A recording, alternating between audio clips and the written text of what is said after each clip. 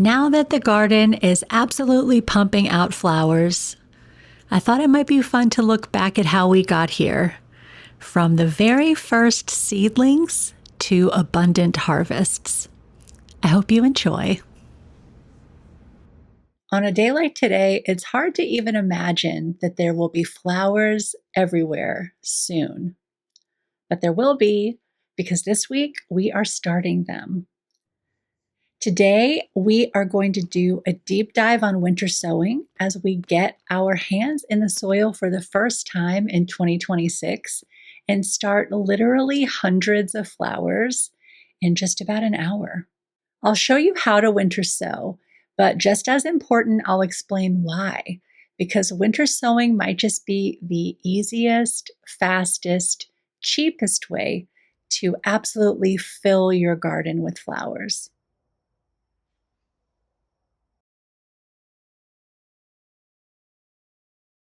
Winter sowing means planting seeds outside in the winter in little containers that act like a greenhouse. You get containers, you make some holes in them, you put some soil, you put some seeds, and then they stay outside until you see green inside. It's a magical thing to witness. It seems odd, like there's no way that exposing these little seeds to the full force of a Pittsburgh winter would work. But it does. The container protects the seed from critters and from the worst of the weather, so it gets a jump start on germination. And there are many reasons to love winter sowing. First, it's not complicated. There are a few things to keep in mind for sure, and we will go over all of those in this video. But for the most part, once you get your containers, soil, and seeds, you're good to go. Next, it is so forgiving. I am not always the most meticulous gardener. More than once, I have put some seeds under some grow lights and tended them lovingly for a week, only to then completely forget that they existed. But winter sowing allows me to embrace my slapdash spirit. Once I get these little dudes situated, I just leave them be. No babysitting, and I still get some seedlings on the other side. All I have to do is check them once a week or so to make sure they're not drying out. And even I can manage that. Also, it is super fast. I don't know if you've ever started seeds indoors before, but by the time you moisten the soil and fill all the cell trays and get them on a heat mat under the grow lights, it has taken a month. Meanwhile, I'm about to sow 50 different varieties in an hour, and then Mother Nature is going to take care of the rest. It is so efficient. Plus, the seedlings produced by winter sowing are strong because they've been out in the weather since day one. There's no need to spend a week taking them outside and then back inside at the end of the day to harden them off. They're already tough, no divas. Once I planted these babies, they practically raised themselves. Finally, it is cheap and cheerful. You can winter sow in recycled milk jugs or salad boxes, or you can do like I did and buy some plastic containers to use year after year. But either way, with any luck, my $20 worth of containers and my $15 worth of soil are going to get me literally hundreds of plants.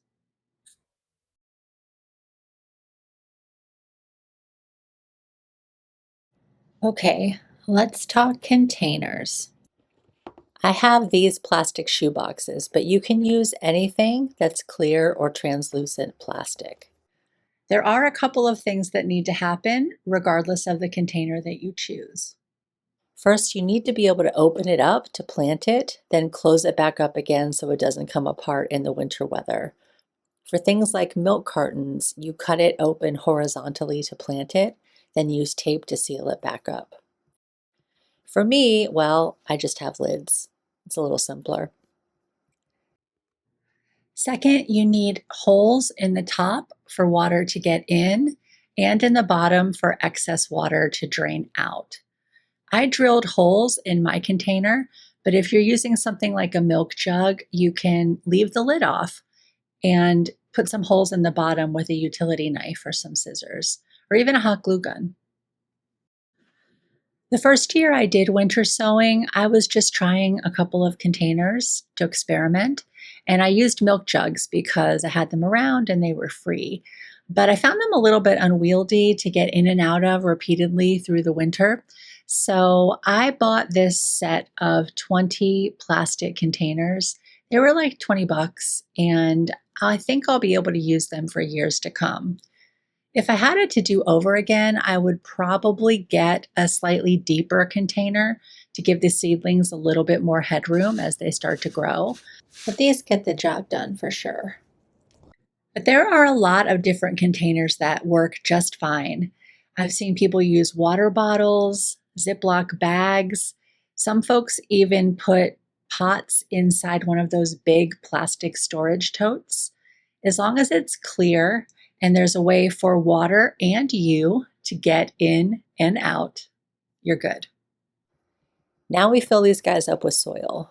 3 or 4 inches deep is about right. So, what kind of soil do you want to use for winter sowing? Go with a potting mix.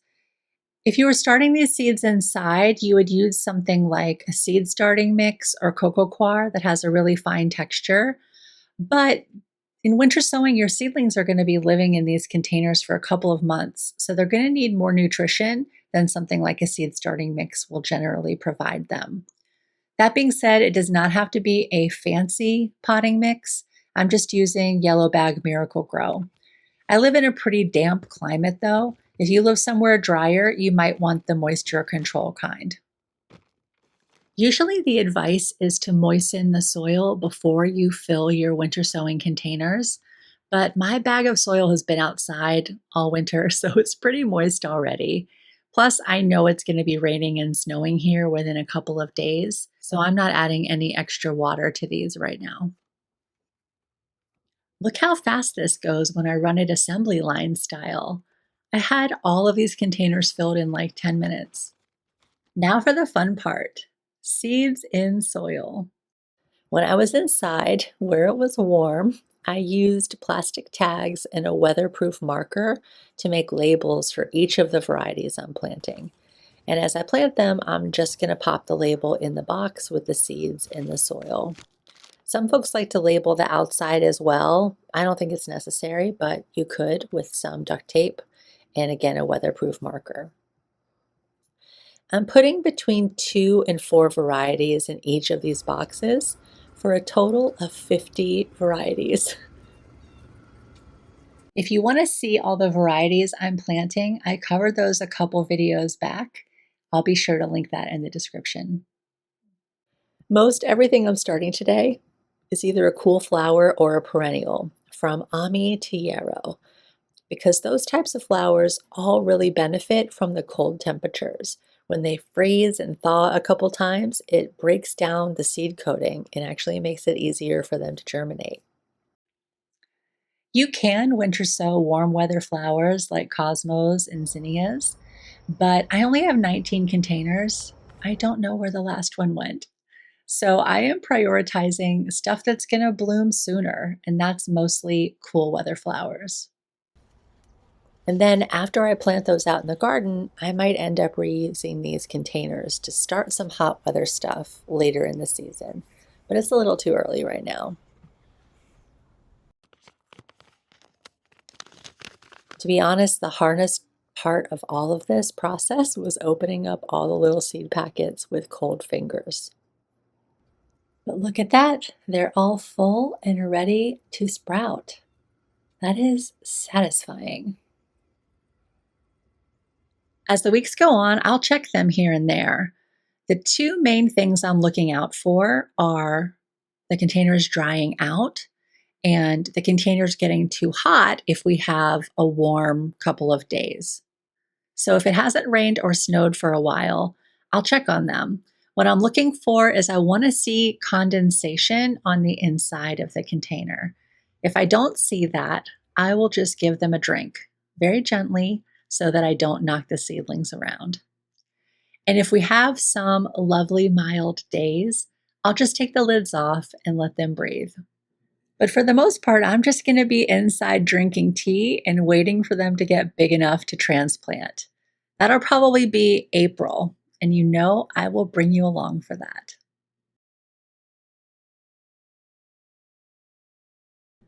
If even half the seeds that I planted today come through for me, that's hundreds of stems for what? One somewhat chilly, medium effort afternoon of labor? Seems worth it to me. Am I going to be starting seeds under grow lights? For sure. Am I going to direct sow some stuff outside? I definitely will. But winter sowing is a huge part of my flower growing strategy just because it scales so easily. Once you have your stuff together, your containers, your soil, your seeds, you can do tons of these as easily as you can do a few. And from just one container, I can get hundreds of stems to play with, to dry, to share with my people. It's astonishingly productive. I can't wait to show you all of the flowers that come out of our work today in a few months' time. But in the meantime, I hope you're getting through the winter in one piece. Make sure to subscribe because we're just getting started and we're going to be rolling in flowers in no time. Have a wonderful week, my friends. Bye for now. Sweet peas might just be one of the loveliest flowers you can grow. They're climbing vines, an incredible scent, and armfuls of blooms that look like they belong in an English cottage garden. The only problem, they love cool weather, and in my garden in the city of Pittsburgh, it can go from cool and pleasant in the spring to blazing heat in about 5 minutes. Now, I've grown sweet peas for a few years and I've gotten some lovely handfuls of flowers, but I want more. I want walls of sweet peas, and I want them to last for more than a couple of weeks. So, today we are starting a bunch of sweet peas together. We're going to talk about what they need to thrive, and I'm running some experiments in my garden to see if I can stretch my growing season by trying different varieties, starting them in different ways, and planting them in different spots around my garden. Let's see if we can find our perfect sweet pea window. Sweet peas are dainty and very, very cute. Their vines can get to be 10 feet tall, and they have very sweet little tendrils along with that intoxicating fragrance. Put a bunch of these in a mason jar, and your room is going to smell incredible for days. They love to grow in cool, temperate weather, like you get in England or in the springtime in the Pacific Northwest. But they don't tolerate heat well at all. Most of them will shut down entirely once it gets to be above about 80 degrees. For this reason, in my area, it's important to get the growing window just right. There are hundreds of different sweet pea varieties. Breeders have been working on them for centuries. They fall into a couple of different categories. The heirloom or old-fashioned varieties grow a little bit smaller, the plants are a little bit tougher, and they have a really strong, beautiful fragrance. The Spencer varieties are a bit newer in development, and they've been bred for longer stems, larger flowers, and roughly petals.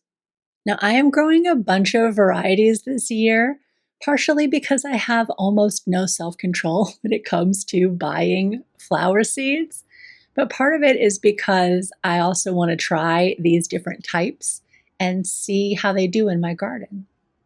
I'm growing mostly Spencers this year just because these color combos and the size can't be beat. But I've got a bunch of heirlooms on the go as well because I gotta have that really strong fragrance. Some of these I've grown before and some of them are brand new to me, which of course makes them extra exciting. Sweet peas are one of the few flowers where you can get true blue blooms that are actually blue. And I have enough variation here that I think I'm going to be able to make some really fun color combos in different places around the garden.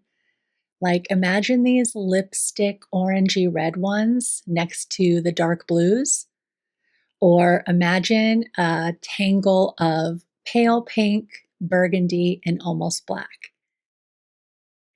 It's going to be amazing to watch them come in. Before I plant anything, I'm going to do a quick germination test on some of these seeds because I have a few packets that are left over from a few years ago. And sweet pea seeds normally store pretty well from year to year, but I just want to make sure that they're going to do something before I plant them. I'm going to put them between some dampened paper towels and put them in a plastic bag. And if they're viable, within a few days, I should see some shoots coming out of them. They don't need light to germinate, just cool temperatures and moisture. So I will tuck these away and see who pops out first. Sweet peas in my area are all about timing, so I'm trying a few different methods of getting them started. First up, a couple weeks ago, I winter sowed them. I've never done that before, but they do love cold temperatures, so it seems like it should work. I planted an heirloom variety and a Spencer variety, and we will see if this works for them. Now I'm getting ready to start my seeds inside by writing a bunch of labels and noting whether each variety is heirloom or Spencer for science. Some folks swear by soaking your sweet pea seeds or by nicking them to break up the seed coat and make germination happen faster, but I haven't found either of those steps to be necessary. So I just go straight into moistened soil about an inch deep. I'm using some of my leftover DIY starting mix that I made a few weeks ago, but you can use potting soil for this too. Sweet pea seeds are pretty big, so they don't need that super duper fine texture like smaller seeds do. But because sweet peas like to really stretch their roots nice and deep, I'm using these root trainers to get them started. And because I'm growing so many varieties, I'm also using some of these pots that I got from Bootstrap Farmer. They like to germinate between 50 and 60 degrees Fahrenheit, and they prefer to germinate in darkness. So I am tucking them away in a cool, dark part of my basement. And I hope to see germination within a week or two. I'll just keep that soil moist, check on them every couple of days, and we'll see how they do. Now, once I see that about 3/4 of them have poked their little green heads out of the soil, I'm going to put them right outside. Yes, outside in February in Pittsburgh. They really do like it cold. And this is where my second experiment is coming in. I'm going to put some of them on my front porch where they will get morning sun and plenty of cool, fresh air. If it drops below 20 degrees or so, I will be sure to give them some sort of protection. I can nestle them up against the wall of my house. I can cover them with frost cloth. I can even put them in a cardboard box or a plastic bin for the night. But any temperature above that, they should be perfectly happy. The green plant part will take a while to grow, but the roots will develop like crazy, and that's exactly what we want. With sweet peas, what you want is a stocky, buff seedling, not a long, spindly one.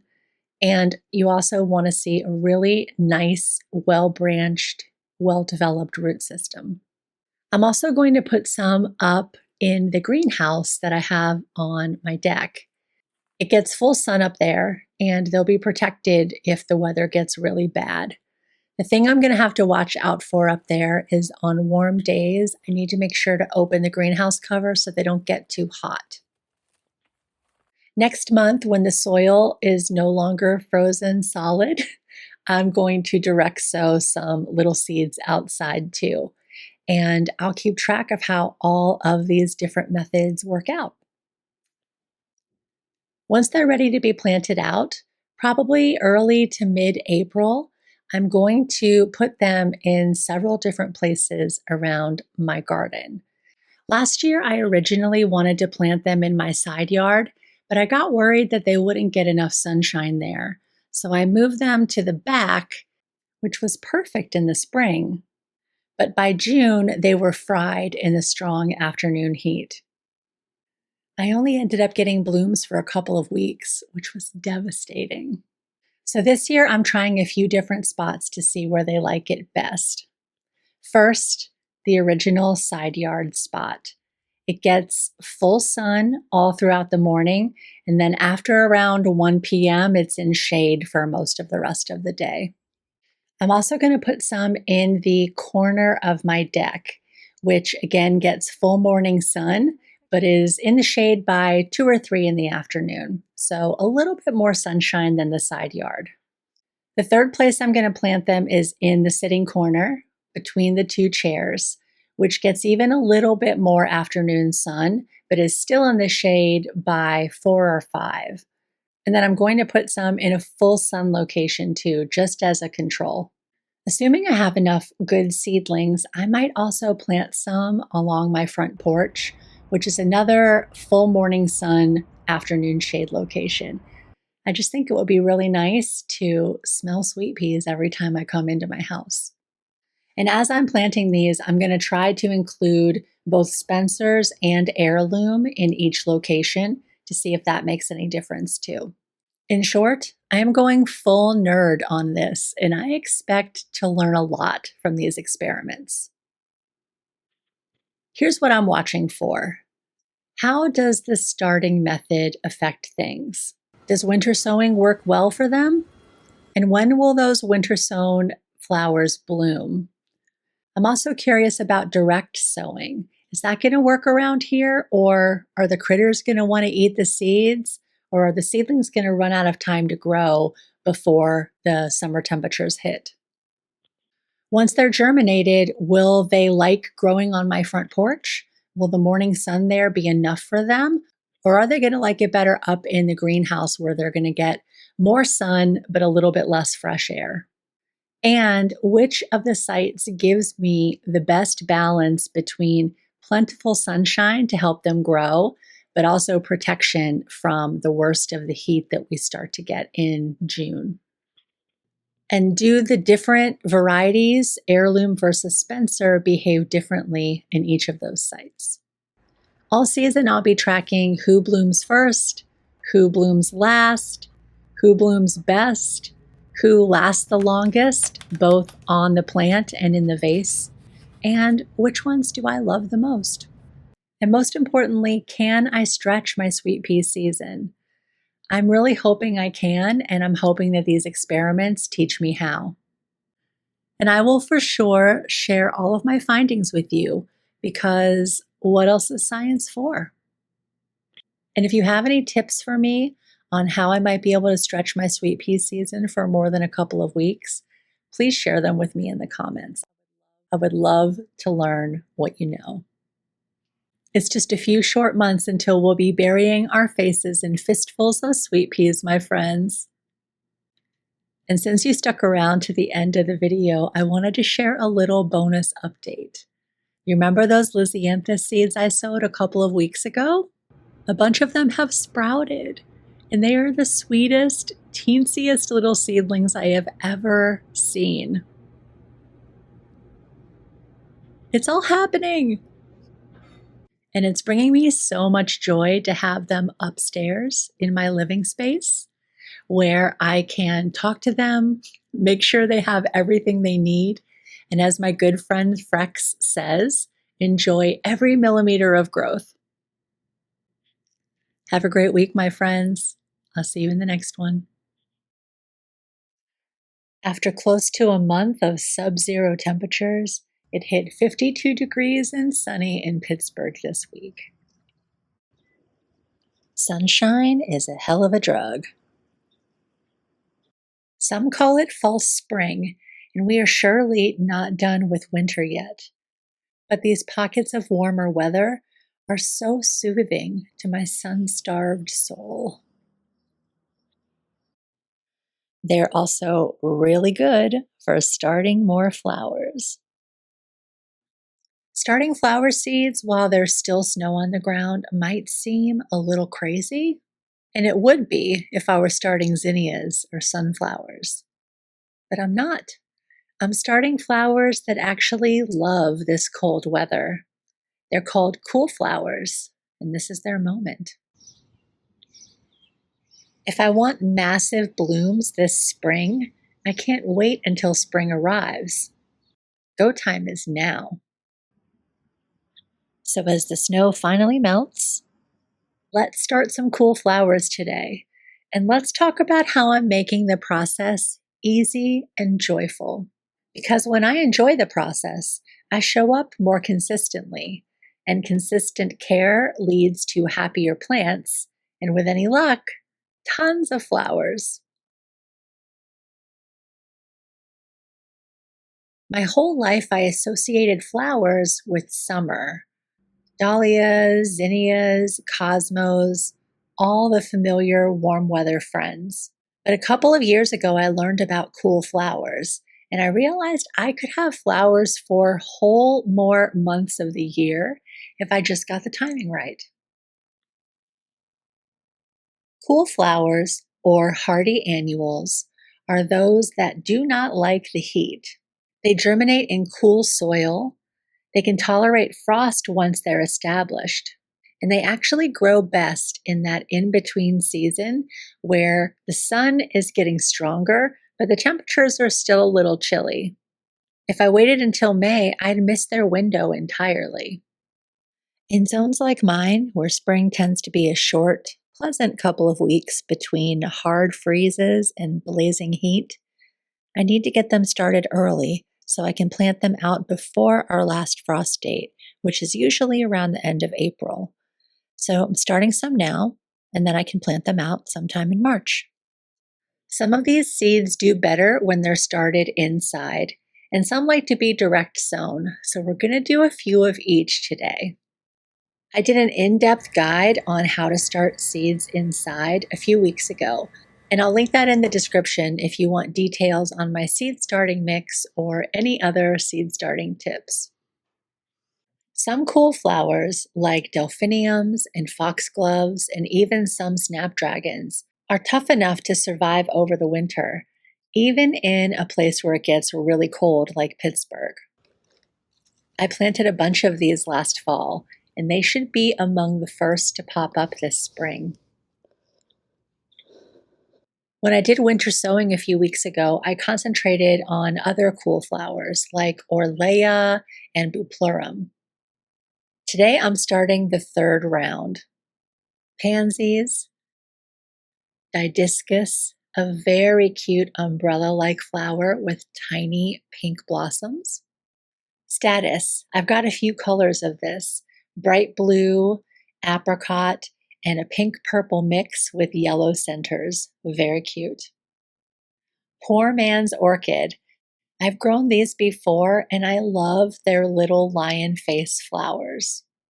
They're typically one of the first things to bloom for me. And yet more snapdragons. Varieties that will bloom a little bit later than the ones I overwintered and the ones I winter sowed. Last year I grew these apple blossoms and loved them, so we're definitely doing more of those, along with a few different colors of these frilly Madam Butterfly varieties.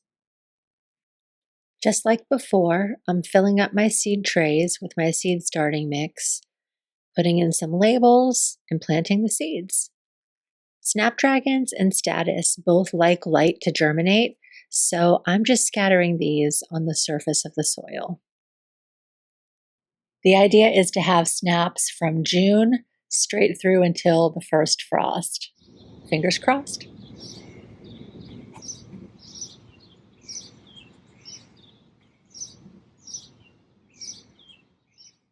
This is my new seed starting setup, and so far I am loving it. The situation that I used before was in the basement, and it was just too easy to ignore. I don't love going in the basement, if I'm honest, so it was just a barrier between me and taking good care of my babies. Most of them would make it through okay, even with my slapdash care, but I didn't really enjoy it. And enjoying it is kind of the point, right? So I got this little grow shelf from Vigo Garden, the same place I got most of my raised beds. And so far, it's making a really big difference for me and the seedlings. Now I've got my babies in my living space where I can see them all the time and enjoy watching them grow, which makes it a lot easier for me to take really good care of them. The shelf is sturdy, the lights are strong, and aesthetically, it's cute enough that I don't mind having it in my dining room. Honestly, it's a huge upgrade for the whole family. There's a couple of things I really like about the design. First off, the lights are magnetic, so they're really easy to reposition. Also, if you happen to get a humidity dome from Vigo Garden, the light fits right in the top, so it's nice and strong for the seedlings. And now we wait for the seeds to do their thing.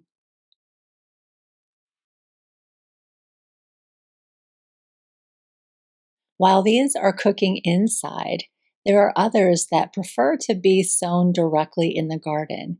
And we've got this window of nice weather, so let's go ahead and take advantage of it. Before I get to sowing these seeds, I want to add a little more organic material to this bed.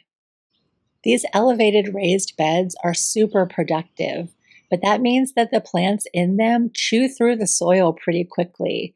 They tend to need to be topped up regularly. So I'm going to clear away last year's dead plants.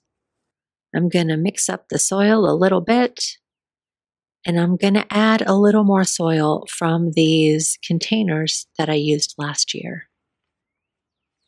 And then we're all ready to plant. It's wild to me that any seed would prefer to be sown out here in the cold rather than in the warm, cushy environment of my house. But these guys don't like to have their roots disturbed once they're established, which means transplanting is a no-go. So we're going to go ahead and sow them right where they're going to grow. I've got a bunch of pretty little flowers to sow here. Most of them are white with a few touches of purple. I've got some nigella, so cute and ethereal. Some dara, which is in the carrot family and has these really lovely clusters of purple and lavender flowers. And some bells of Ireland, beefy little chaps, along with bupleurum, which is a green foliage plant with tiny yellow flowers, and some xeranthemum, which I've never grown before, which is a white flower that sort of looks like a cross between a daisy and a straw flower.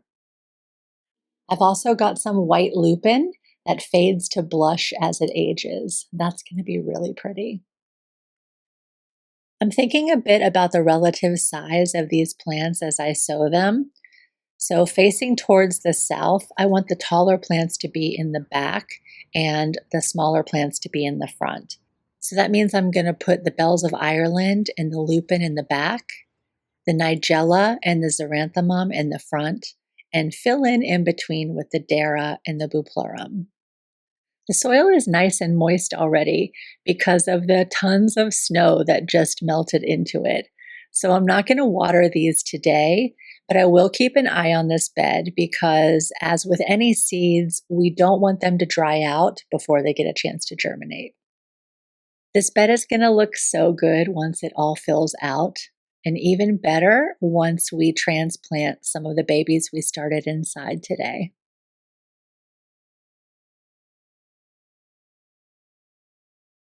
We've got everything in motion, and now we just keep paying attention, tweak the environment as needed, and wait for flowers. It was so good to get some sun this week. It really filled up my battery, and I'm feeling so hopeful and excited about the gardening season to come. Planting seeds is like planting a flag in the future. I don't know exactly what's going to happen this season, but I do know in this spot, there's going to be a bunch of flowers. And that is just a really nice feeling. The next few months around here are going to be a blast as all of these little seeds start to pop out of the soil and bloom. So I hope that you will subscribe to follow along as all the flowers start coming in. Have a great week, friends. I'll see you in the next one.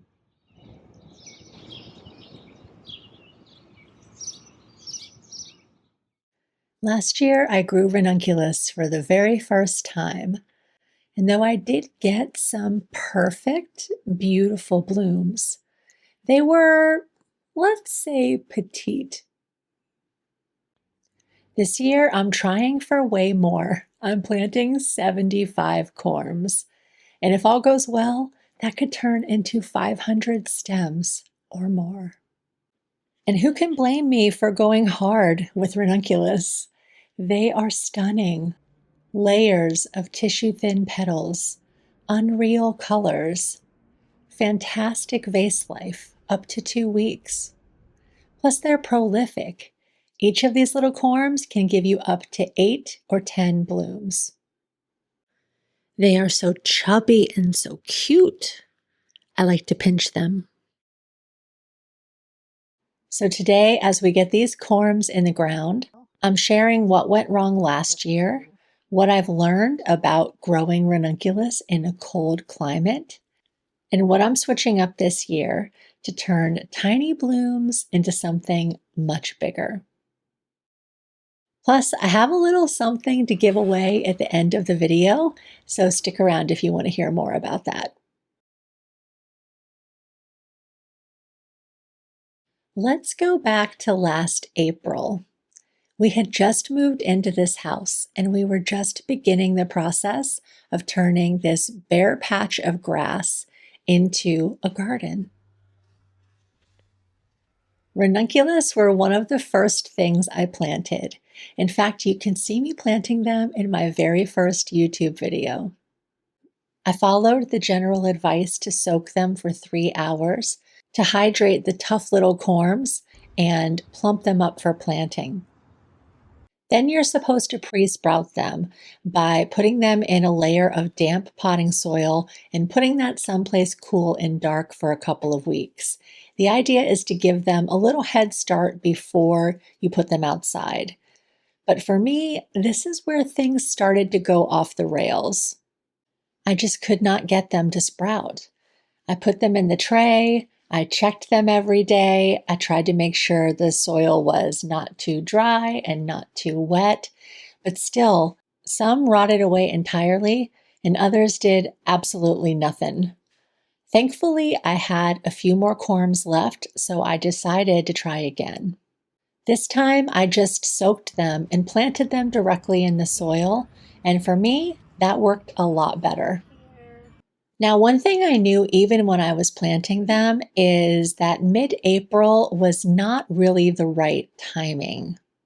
They need about 3 months of cool weather to grow before the summer heat hits, and in Pittsburgh, that planting window is razor thin. And if you miss that window, you might not just get tiny blooms, you might get none. But I wanted to try anyway, because to me, the best way to get to know a plant is to grow it, even if it's not super successful. By planting my little struggle ranunculus, I got to see how the foliage develops, I got to see how the blooms grow, and I got to understand a little bit about the kind of watering and spacing they need to thrive. Plus, I did get some teensy blooms. Totally worth the effort, in my opinion. One slightly unhinged thing I did towards the end of the season was I took my last 15 ranunculus corms and I planted them out in November. Some flower farmers do have good success overwintering ranunculus under protection, and I had just gotten this elevated raised bed greenhouse cover, so I thought, let's give it a shot. Even if it's 50-50 chances, I'm happy to take them. And in a few weeks, we will know if that was fully unhinged or only partially.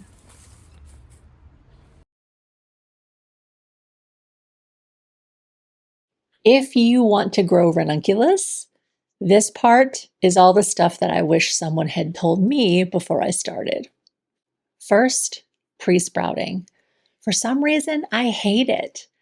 It can be useful to jumpstart the plants before they go outside, but you don't have to do it, and I'm not gonna, and you can't make me. Next, timing is pretty much everything with ranunculus. Too cold and they won't grow at all. Too hot and they perish. So it's important to get that window just right. Also, the most sensitive part of their growing cycle is at the very beginning when they're just corms with no roots and no leaves. If they are dry, they won't do anything, and if they're too wet, they'll rot away into nothing. So managing the moisture at this point is crucial. It needs to be a little bit damp, but not at all wet. The good news is, once they sprouted, I found them very easy to care for. They like well-draining soil, so these elevated raised beds are pretty much perfect for them. They seemed really happy up on our breezy deck with lots of airflow from above and from below. Throughout the season, I also noticed that the plants in these elevated raised beds chew through soil really quickly. And when the soil level drops in a bed like this, there's nothing below for them to dig into to find nutrients or water. So I need to make sure the bed is pretty full before I plant it. The last piece of the puzzle is protection. How can I keep them a little warmer at the end of the winter and a little cooler at the beginning of the summer so they can get that 3-month growing period that they really need? I think the answer might be this greenhouse cover that's made to attach to the elevated raised bed. It can moderate the coldest of the temperatures in the late winter, early spring, and also protect the baby plants from the wind and the soaking rains that we get around here that time of year.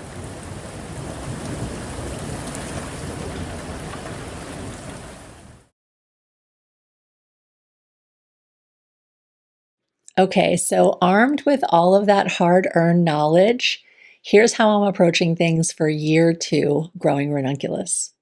First, I'm starting with more corms and I'm growing more varieties.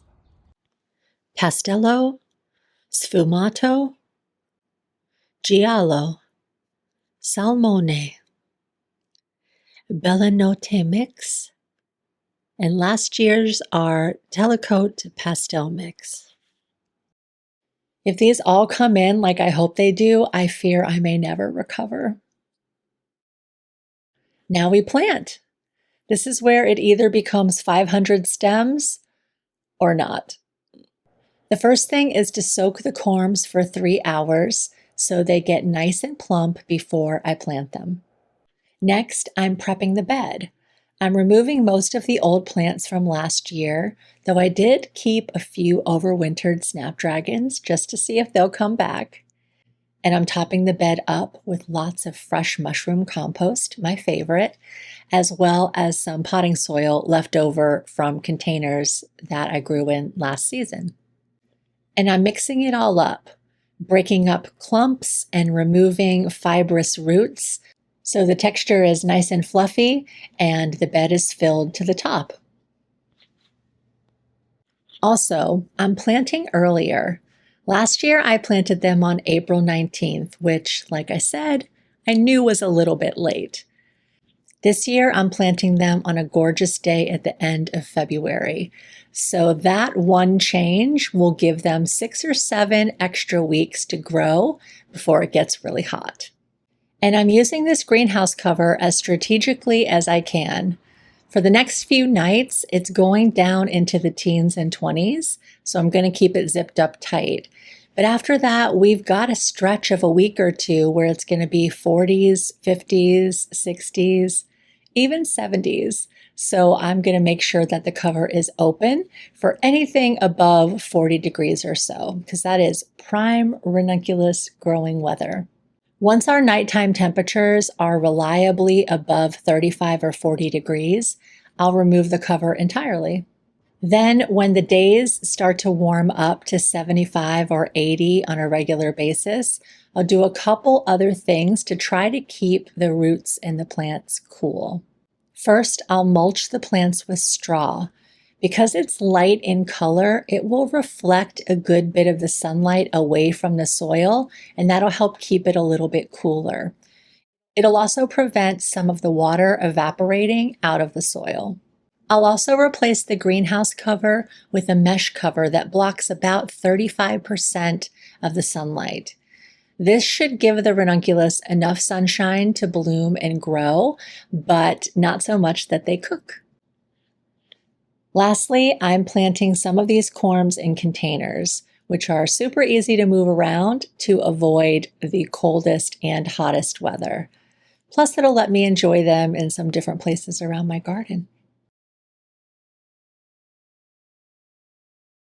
The 15 November corms are the first mystery to solve. I honestly don't know what to expect from them. They've been out there all winter undercover, and within a few weeks, we will know if that gamble paid off or not. And I will absolutely share that update with you. So far, not much is happening, but let's wait and see. For the corms I just started, I'm hoping to see little green shoots by the end of March. That's the goal. That's what I'll be looking for every morning, like a very normal person who does not have any sort of ranunculus obsession. And I'm really curious to see how the container planted ones do. Same corms, slightly different environments. So it'll be interesting to see them side by side. Here's the part I'm most excited about though. In total, I have planted 75 corms. If I've gotten everything right, that could turn into 500 ranunculus stems, possibly more. A full-on ranunculus bonanza. Maybe not this many, but close. And if it doesn't work out, well, yes, I will need a minute, but then I'll be fine and I'll figure out what to try next year. I hope it's not pre-sprouting.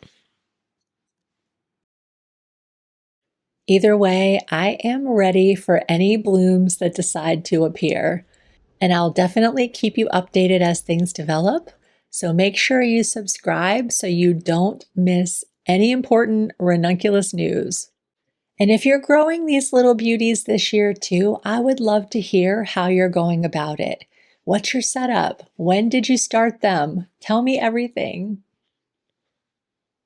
Oh, and as I mentioned, I have a little something to give away this week, just as a thank you for watching my baby channel as it grows.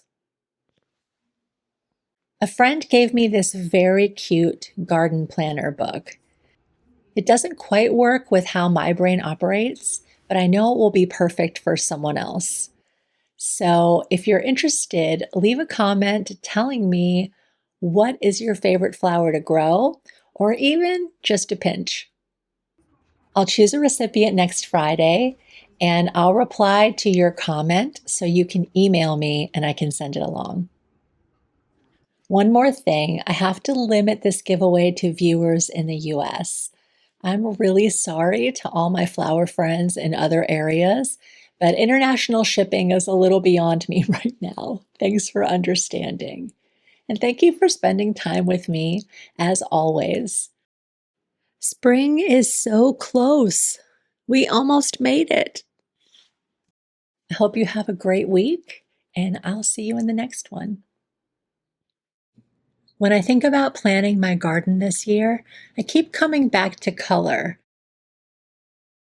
because flowers are my art supplies and I need all the colors.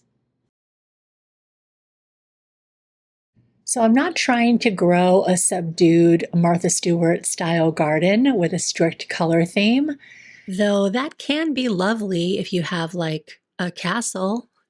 But what I'm dreaming of is a lively, abundant cottage garden that does not look like a circus tent exploded in my yard. What I'm craving when I step outside is harmony. the same harmony that I like to create in my arrangements. So today, let's talk about everything I'm growing this year, and let's design this color palette, starting with how color works in the garden and in arrangements. In 1908, an artist and gardener named Gertrude Jekyll published a book called Color Schemes for the Flower Garden. And I gotta say, I love this chick. She has a lot of opinions on how color should be used in the garden, and I agree with almost all of them. One thing she talks about specifically is planting in big drifts of color rather than a random plant here and a random plant there. Not a dot of one plant and a dot of another, but generous swaths of them. So you have enough of a single color or a single color family that it makes a holistic impression rather than looking like a random scattering of plants. And I was like, dang, Gertrude, just at me next time. Because she's right. Last year, my garden was beautiful. It was full of life and flowers, so generous and good. But it wasn't always cohesive as a whole. Some beds had a really clear, lovely color story, but some did read more like your random scattering of plants. And that's something I want to change this year. Gertrude talks about creating a harmonious journey of color as you move through the garden, and that's the kind of goal that it can take a lifetime to achieve. But this season, I want to start moving toward it. So all this got me thinking, if my goal is a harmonious journey of color throughout the garden, what is it that makes colors feel harmonious? And how do I want to use them, bed by bed and across the garden as a whole?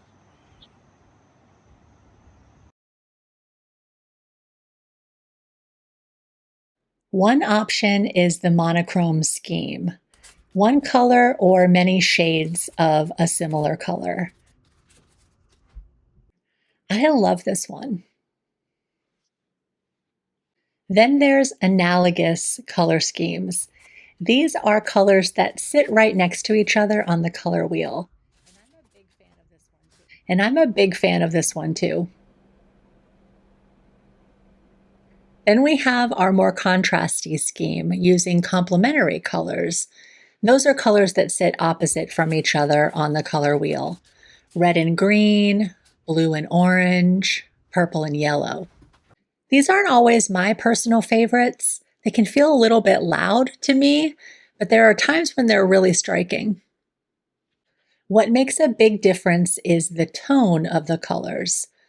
Pale buttercream yellow and a light lavender look very different together than a bright purple and a punchy yellow.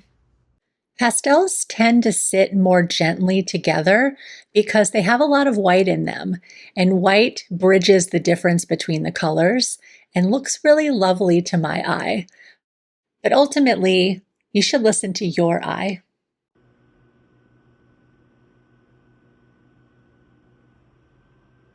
I tend to like contrasty palettes even better when I add one or more bridging colors to them. In this case, my favorite bridging color, pink. Pink goes with everything. I will not be hearing arguments about this. But as Gertrude said, it's not just the colors that you choose, it's how much of each color you're able to see. Big drifts or random dots. Both can be nice, but I want to make things a little driftier this season if I can manage it. So this is something else I'm keeping in mind as we begin to choose colors for these beds.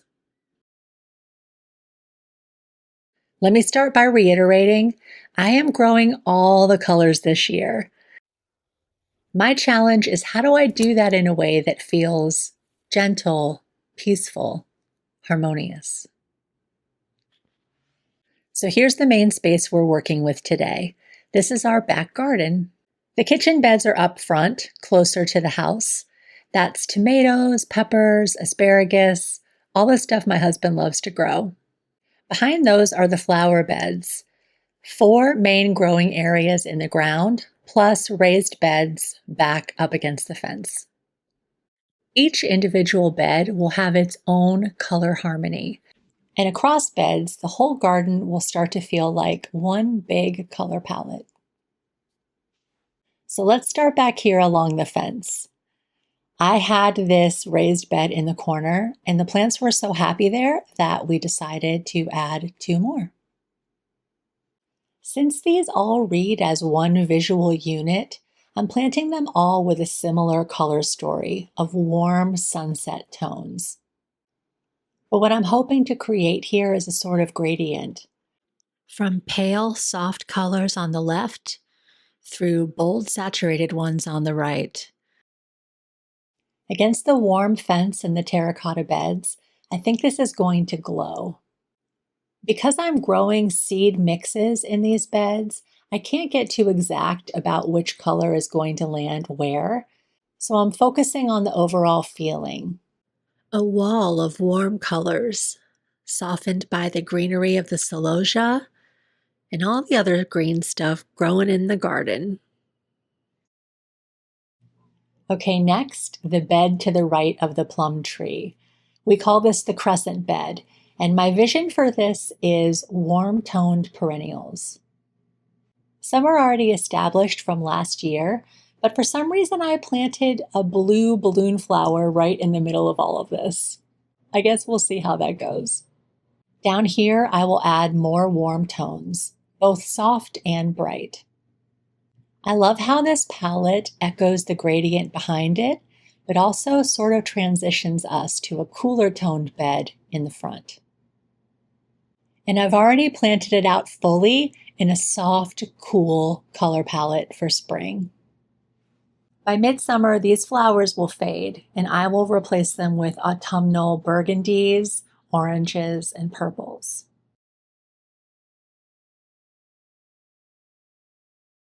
At the base of the deck is a small bed that has a white climber growing in it already. This bed, I'm thinking monochrome, tones from white through pink, all the way up to a deep raspberry. I use pink more than any other color in my arrangements, so it makes sense to grow a little more of it. Now let's swing over to the other side of the path. Last year, I planted this bed with a rainbow, and all of the tones have a creamy brightness to them that I think makes them feel quite harmonious. I'm just going to add a little bit of green and white to anchor all of that brightness. Here's where we started, and here's where I'm hoping we'll be in a few months' time. Each bed has its own color story, but they're all starting to talk to each other.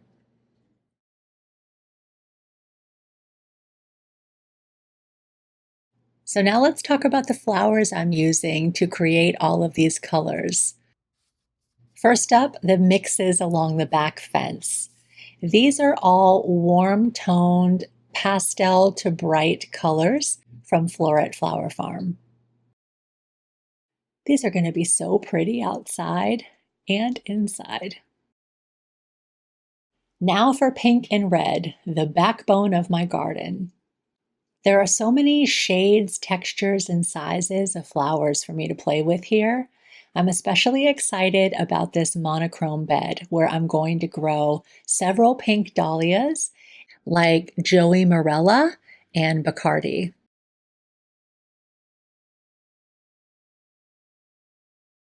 Now for our pops of orange and coral and peach. I think the terracotta yarrow is going to be a star here. So vibrant and so soft at the same time. Oh, and this Princess Charlene de Monaco rose. Is she going to get taller than me this year? She already smells a lot better.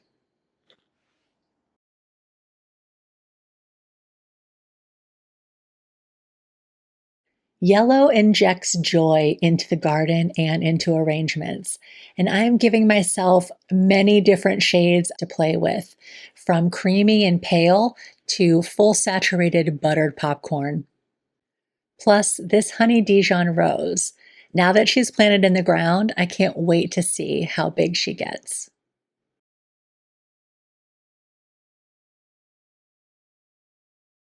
We've already got a lot of nice greenery growing back here, but nothing elevates an arrangement like a weird green flower. And bells of Ireland are both weird and green, and they look beautiful with all the springtime shades. Plus, they smell like green apples.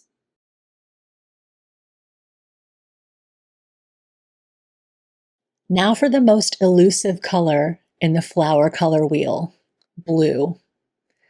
Last year, I planted this hardy ageratum, and it was love at first sight. A delicious pop of periwinkle that bridges warm and cool colors so beautifully. I hope I get way more this year.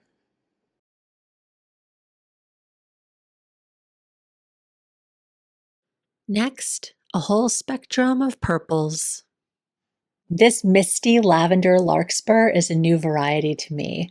I love how it's both muted and rich. Imagine this with a soft coral colored rose. I die.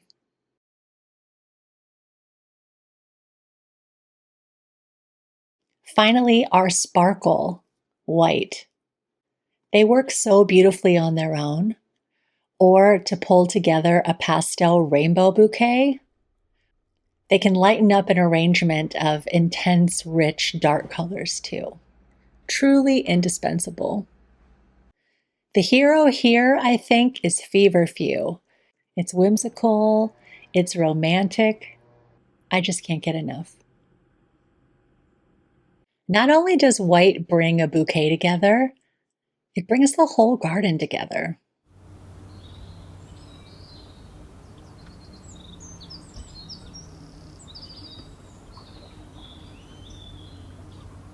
One thing I love about designing the garden this way is that each bed becomes its own bouquet palette.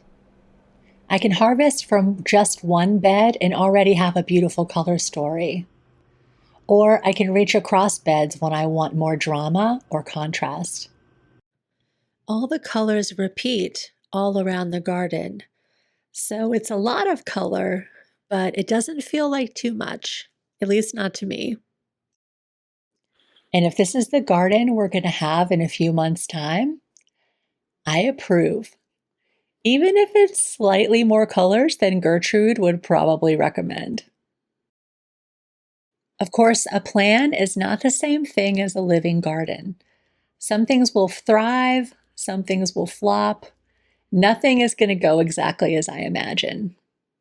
But it feels good to have this North Star guiding me to a full range of colors that are going to be available for me to play with all season. Because just like toddlers need finger paints and woodworkers need trees, I need flowers. Watching all of the colors and textures harmonize with each other, it brings harmony into me. They are my art supplies, and I can't wait to play with them this season. So I hope you'll subscribe and follow along as all of these color palettes start to come to life in the real garden. Thanks for spending a little time with me today.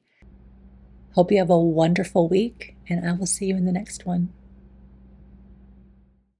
A few weeks ago, my friends Donnie and Gina asked me to do the flowers for their wedding in September.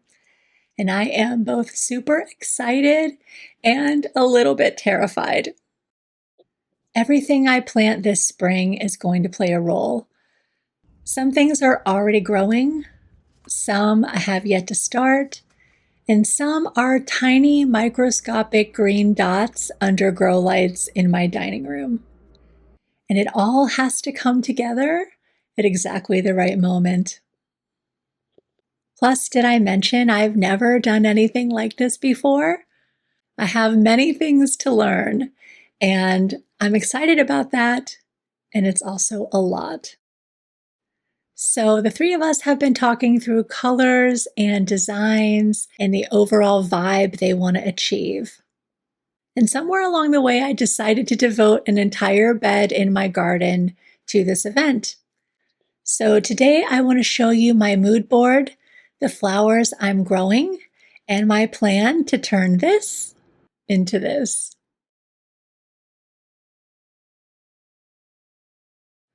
Donnie is my personal trainer. And over the last few years of lifting a lot of heavy things, we have become friends. He and his fiancee Gina have been together for about 5 years. So when they set the date for their wedding and asked me to do the flowers, of course I agreed immediately. I feel really honored to be trusted with this, and I know it's going to be an amazing day. They're getting married in a beautiful old barn near Falling Water, and they're going with the woodland theme. We're going for enchanted, elegant woodland magic. I think I can do that. So let's look at the mood board. Gina loves these dark, moody flowers, and honestly, so do I.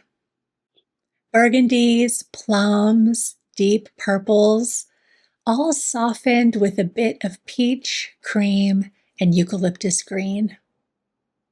It's going to be really fun to play with this palette. Looking at their inspiration, I started to think about what I can grow that fits this feeling. The wedding is in September, so as much as I would love to grow some ranunculus and anemones for it, their season is late spring and early summer. But September does have one enormous advantage, and that is dahlias. These dark, moody varieties are going to be the star of the whole show. They're all in these rich tones, but they have different sizes and shapes and shades. So we will have plenty of choices. I'm also really hoping to use some Roseanne Black Pearl Lisianthus. I grew these last year and they were stunning, truly one of my favorite flowers I've ever grown. The problem is they peak in July, not September. But I have a plan for that, or maybe a hopeful experiment. More on that in a minute. To support all of the darker flowers, I'm also going to grow some deep red and purple zinnias. They are prolific and sturdy, and they will be blooming right when I need them. And then I want to bring in some accents in ruby red, soft lavender, and peach. Plus, I'm growing some echinops. It's a new crop for me, but that muted periwinkle is going to be amazing. Now, I don't want to add too much of these softer shades, just enough to make all the deep tones glow. Because if Game of Thrones taught us anything, it's that when everything is dark, you can't see a thing. I especially love coral accents to bridge purple and green, like in this bouquet I made last summer. Okay, then we've got all of the textural pieces. I've got some smaller blooms here like Ami, Scabiosa, Gomphrena, and Strawflower, and also some big ones like Celosia and several different types of amaranth. These will make the arrangements feel lush and abundant, especially on that giant wedding ceremony arch. Finally, we've got our greenery. Eucalyptus in many different shapes and leaf sizes and colors. Snow on the mountain euphorbia to bring in some more of that soft green shade with a little sparkle of white.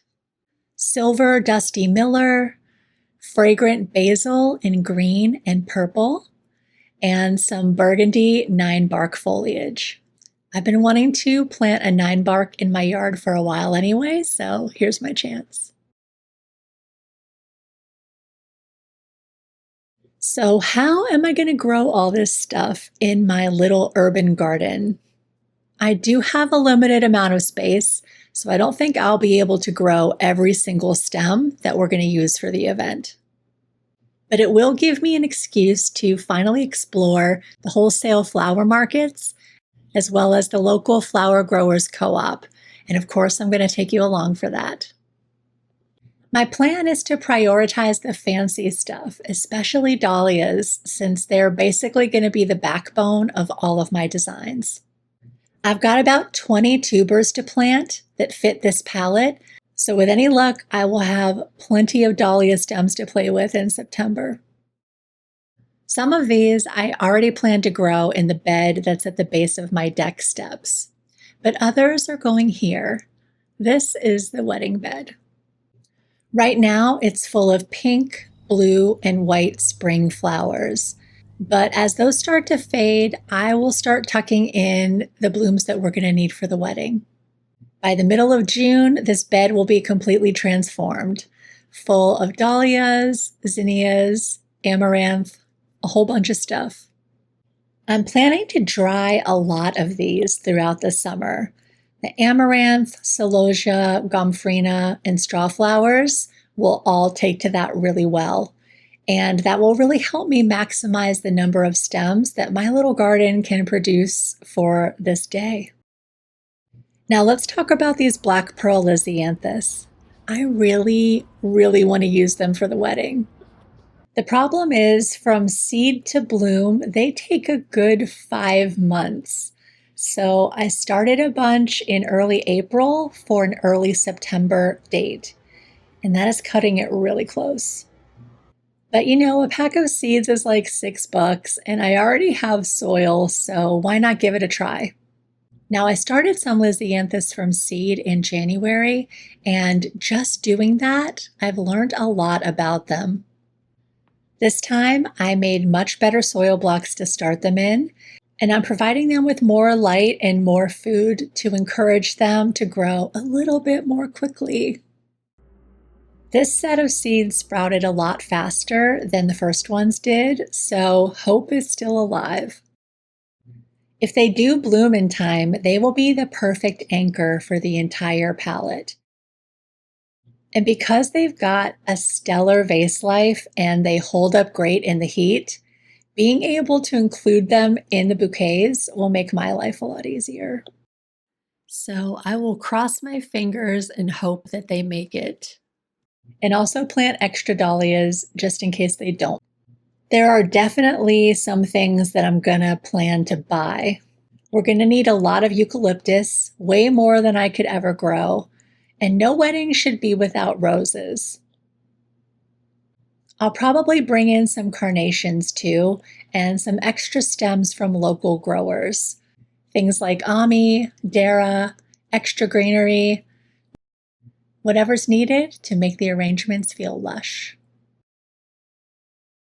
While the details of the day are still being finalized, the guest list, the number and the shape of the tables, the tableware and flatware and linens that are going to be used, I'm focusing on 2 main things. 1, growing a ton of flowers, and 2, learning how to turn them into wedding flowers. Because I've made a lot of bouquets, but I've never made a bridal bouquet or a boutonniere or a giant ceremony arch. So right now I'm prepping the garden, I'm planting, and I am watching a lot of tutorials. Thank you, YouTube. Once I have some flowers coming in, I'll practice making hand-tied spiral bouquets and some wearables for the whole family. And I'm going to make at least 1 practice arch this summer, maybe more, depending on how the first one goes. I want to arrive to the weekend fully ready to do whatever needs to be done and to handle all the little details that inevitably arise when you're prepping for an event. A couple of friends are going to help me. Thank you, Hinata and Jess. And my goal is for all of us to have a wonderful time putting together a gorgeous day for our friends. I know I have a lot to do, but I feel super excited and happy to be taking on that challenge and to share it with you all. I'm starting my warm weather flowers very soon. So if you want to see how we go from a pile of seeds to a beautiful wedding day full of flowers, I hope that you will subscribe to follow along. It's going to be a really good time. Have a great week, my friends. I'll see you in the next one. When you move into a new garden, the advice is always to wait a year before you make any big changes, so you can learn the space and figure out where everything should go. I did not do that, and most of my decisions turned out okay, but also mistakes were made. For instance, this raised bed. Last year, I set it up where I thought it would get plenty of sun, but I was wrong, and everything I planted in it struggled all season long. So as I work on getting my garden together this spring, this is something I want to correct. And after watching this garden for a year, seeing how the sun moves through it and observing its various microclimates, I think I know where this bed needs to go. So this week, we are moving a lot of soil, dismantling a raised bed, and putting it all back together again so I can get some more babies in the ground. And along the way, I'm going to share how I'm learning about this garden, including how I'm deciding which flowers want to grow where.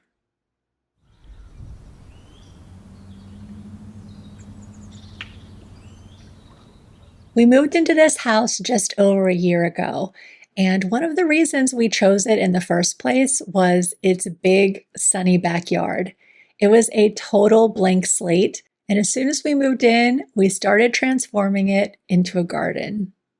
And it is a wonderful spot, but I didn't get everything right on the first try. For instance, I originally thought I was going to grow my sweet peas in my side yard because it gets beautiful morning sun and shade all afternoon. But then I second guessed myself and I worried that there wasn't going to be enough sun to grow anything there. So I moved them to the full sun backyard. And that was great for about 3 weeks in the spring. But once summer hit, everybody fried. Around the same time, I made another decision that I came to regret, and that was putting this raised bed in the corner over here. When I first set it up, it got really nice afternoon sun, but once the tree across the path fully leafed out, it went down to about 3 or 4 hours a day, and that's not enough to grow the kind of flowers that I wanted to grow. I ended up getting a few scrawny zinnias and sunflowers, but nothing like what I was hoping. And then there was the soil. I thought the mix that I made for these raised beds was going to work great, but it ended up not having the right texture, and the plants really struggled. Over the course of the season, I did learn how to improve it, but honestly, I didn't really put much effort into fixing the soil in this bed because by then I sort of felt like it was a lost cause for the season anyway. Here's the thing though, I couldn't have known any of this without living here for a while. Yes, there are apps that will tell you how much sun each point on a map gets throughout the season, and they're helpful, but they only go so far. They can't tell you what happens when this tree grows in June, or how the light shifts across the yard in late afternoon, or which corners stay a little bit cooler on a hot day. So every season in the garden, you end up making a few mistakes, and you end up learning more. When you know better, you do better. And now that I know better, I think I can fix all 3 of these problems at once. I can give my sweet peas a home where they will not be battered by the afternoon sun. I can move this bed somewhere more productive. And while I'm at it, I can finally fix the soil as well.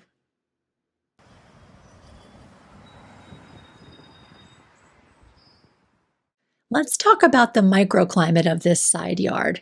Because after watching it and growing in it for the last year, I feel like I'm starting to understand its specific gifts. This side of the fence faces east, so as soon as the sun comes up over the horizon, it's flooded with gentle morning sun, all the way until about 1 p.m. when the sun goes to the other side of the house. Plus, our neighbors across the street have a bright white privacy fence, which reflects a ton of light back over to our side. And this reflected indirect light makes the plants really happy. The right end of the fence gets more sun than the left end. So last year I grew zinnias and basil towards the right side and snapdragons and hydrangeas towards the left. And everyone did really well. Even my zigzag cactus, a houseplant which refuses to grow even 1 inch when it's inside, but starts trying to take over the world when I put it outside for the summer. Even though this area is on the north side of our house, the fence gives it some protection from the worst of the weather, which tends to come from the west.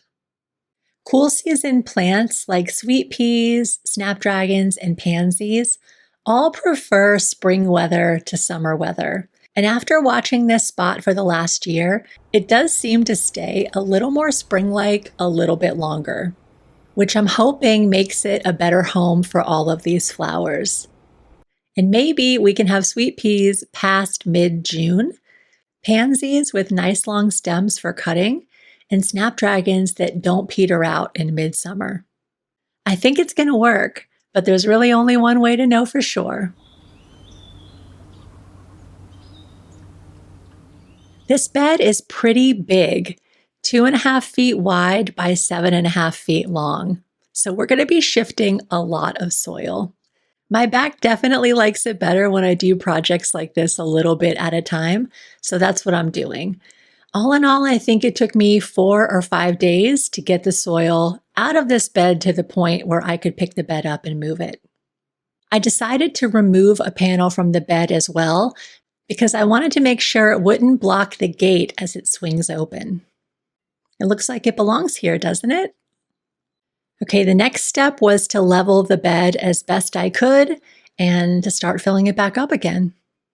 All the soil on this tarp here is what I took out of the bed. And last year, I gotta say, this soil didn't seem quite right. It compacted down a lot, and it seemed to stay either soggy or dry, which is not what you want. This year, I want something looser and chunkier that will hold nutrients, but still let water and roots pass through easily.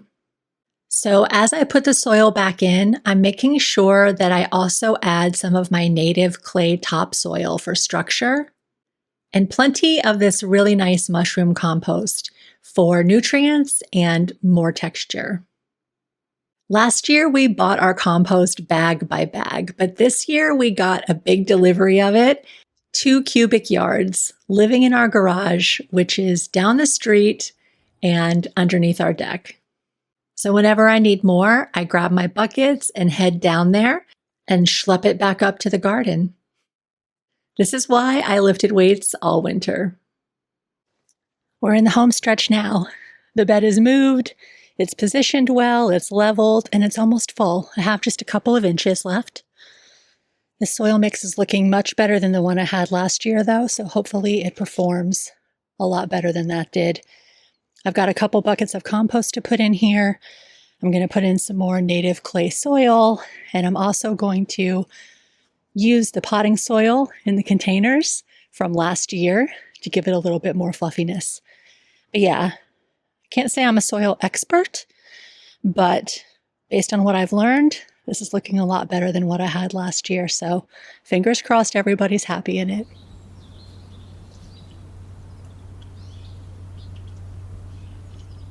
My vision for this bed is sweet peas climbing up the trellis, big, beautiful snapdragons in the middle, and pansies in the very front. Since all of these flowers like a little bit of protection from the hottest part of the day, I'm hoping this will be a really great spot for them. I think this combination will work well because the snaps and the pansies will cast shade onto the roots of the sweet peas, keeping them nice and cool as their tendrils reach up to the sky. Now I want this trellis to fill out as much as possible, and I want the pansies to stretch nice and tall. So I'm planting everything pretty close together. Starting with the sweet peas. After all the drama I went through trying to get these to sprout and grow, I ended up with a pretty good crop. And the seedlings look strong. Check out those roots. I'm digging a nice deep hole for each of these, and I'm putting a bit of compost and plant food in there because they're going to want a little treat after they've been growing for a while. The sunnier end is where I'm planting the darker varieties. On the shadier end, I'm planting some white Swan Lake sweet peas. And in the middle, I threw in some hot pink lipstick ones. Why not?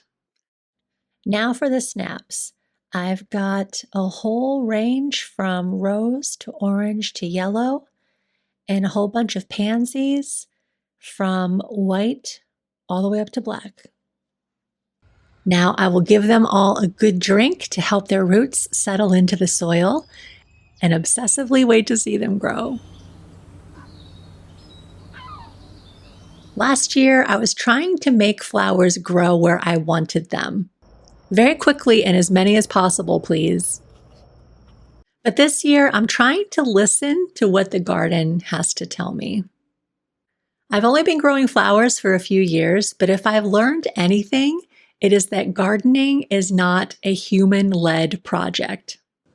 You can't be a control freak because at least half of how anything turns out is not in your hands. And when I do get impatient, it's not like it makes anything grow faster. It takes time and tweaking and accepting that I'm going to screw some things up and then learn from them and get another chance to try again. Learning how to garden is really about learning how to trust that trial and error process and giving myself grace along the way. It never turns out perfect, but it does always turn out lovely. My screw up list is already pretty long, but we're going to figure it out and it's going to be gorgeous. So I hope that you will follow along as we watch these little guys grow, and I hopefully get the chance to correct my mistakes over and over again throughout the season. And if you like this kind of video where we talk very specifically about microclimates and which flowers are best suited for which types of areas, let me know because I have a bunch more beds to set up. Have a great week, friends. Thanks for joining me.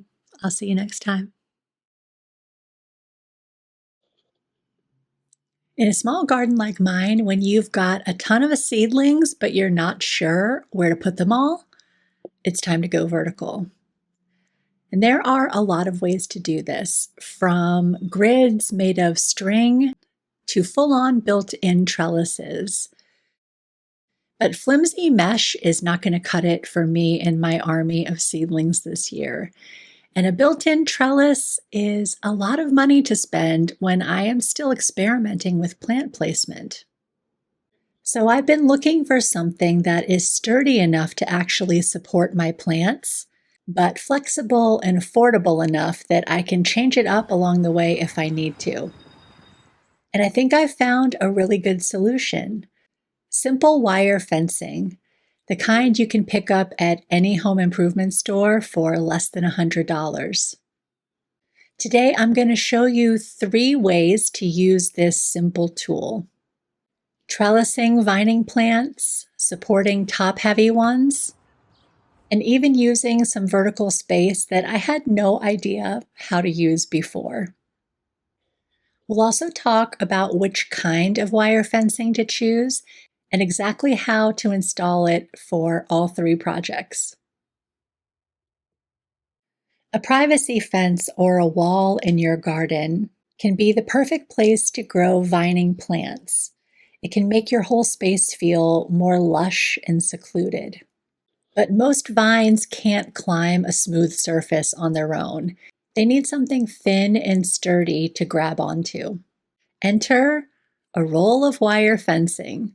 The kind I got is 4 feet tall, and the openings between the wires are about 2 inches by 4 inches. This works really well for vines like sweet peas, morning glories, clematis, even pole beans. It gives them plenty of places to climb while still leaving enough space for airflow and for me to get my hands in there to harvest. Some types of fencing are much more like chicken wire with smaller openings, and the plants would climb that fine, but harvesting would be a lot harder. This year, I want to grow some sweet peas along this fence behind the chairs. So I'm going to install this wire fencing here as a simple trellis. To start, I'm cutting a piece of the fencing to fit right back here. And I would recommend wearing some sturdy gloves when you do this, because it's really easy to scratch yourself when you're working with this wire fencing. Then I'm going to use some poultry staples and hammer it right into the wood. You could also just use nails and bend them over the wire, but these staples are really inexpensive and they make the process pretty easy. The first attachment point is the trickiest. Once you have the fencing where you want to attach it near the top of one of these openings. That way, when you let it go, it will slide down and land right where you wanted it. I'm positioning mine to go all the way to the top of the fence because I would dearly love to see this whole surface covered in sweet peas. As I go, I'm leaving a little bit of slack behind the wire fence. I'm not attaching it super tight. I'm doing this because that's going to give the sweet peas room to grow and climb. It's going to give them a little bit of airflow, and it means that I'll be able to reach back there and grab stems as I need to. All right, that's looking pretty good. Now we just wait for the sweet peas to take over. Last year was my very first time growing lisianthus. I bought 32 plugs and I planted them right here in this elevated raised bed. And this was an amazing spot for lizzies with tons of sunshine and airflow. I had really only one problem, and that was their tendency to flop. Each of these lisianthus stems is going to end up growing half a dozen flowers at the top of it. When they get top heavy like that, they can often blow over in the wind. I did try staking them, but because this bed only has 12 inches of soil, there's not really enough depth for those stakes to really anchor into. So the stakes fell over just like the lisianthus did. Most flower farmers use a horizontally installed netting that lets the plants grow through and provides them support as they start to get heavier. And that works really well, but it relies on sturdy stakes to hold it in place. And that just brings me right back where I started.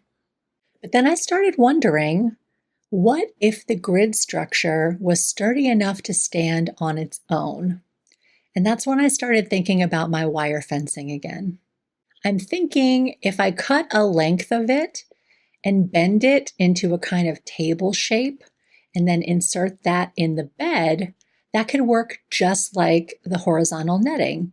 The lisianthus can grow up through the openings, and the structure will give them the support they need to keep growing upright.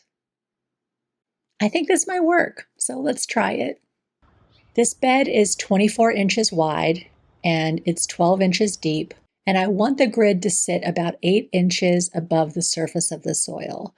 So I'm cutting a 64-inch piece, give or take. Now I just need to bend it into shape.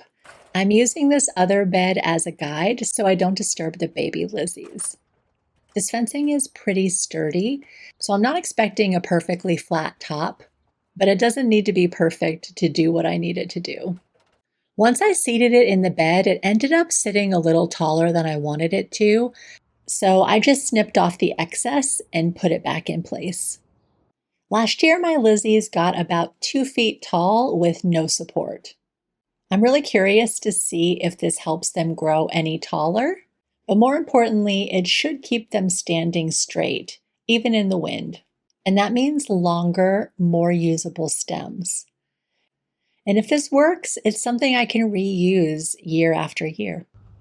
So now we just wait to see how they grow through it. A few months ago, I was worried that I was not going to end up with any sweet peas. But as it turns out, I have more seedlings than I know what to do with. Now, I would love to grow them here on this column at the front of my porch. It faces east, so it gets that lovely morning sun. And every time I come in and out of my house, I will be able to enjoy their fragrance and their cuteness. But there are a couple of constraints. One, there's a drain pipe right here, so I need to be careful of that. And two, this brick is 120 years old, and I would prefer not to drill into it. So here's my idea. I'm going to cut some more wire fencing, bend it to curve around the drain pipe, and then attach it to the column with these brick clips. These kind of wedge right around a brick so you can hang things on them without any damage. Okay, let's figure out how big we want this thing to be. I need one section to get me from the ground to the porch where the column starts, and another section to get me up the rest of the column. It looks to me like a couple of 2.5-foot sections will do the job. All right, let's attach the bottom piece first. I'm going to figure out exactly where I want it to sit, and then I'm going to find a brick that I can attach this clip to that will allow it to sit at that level.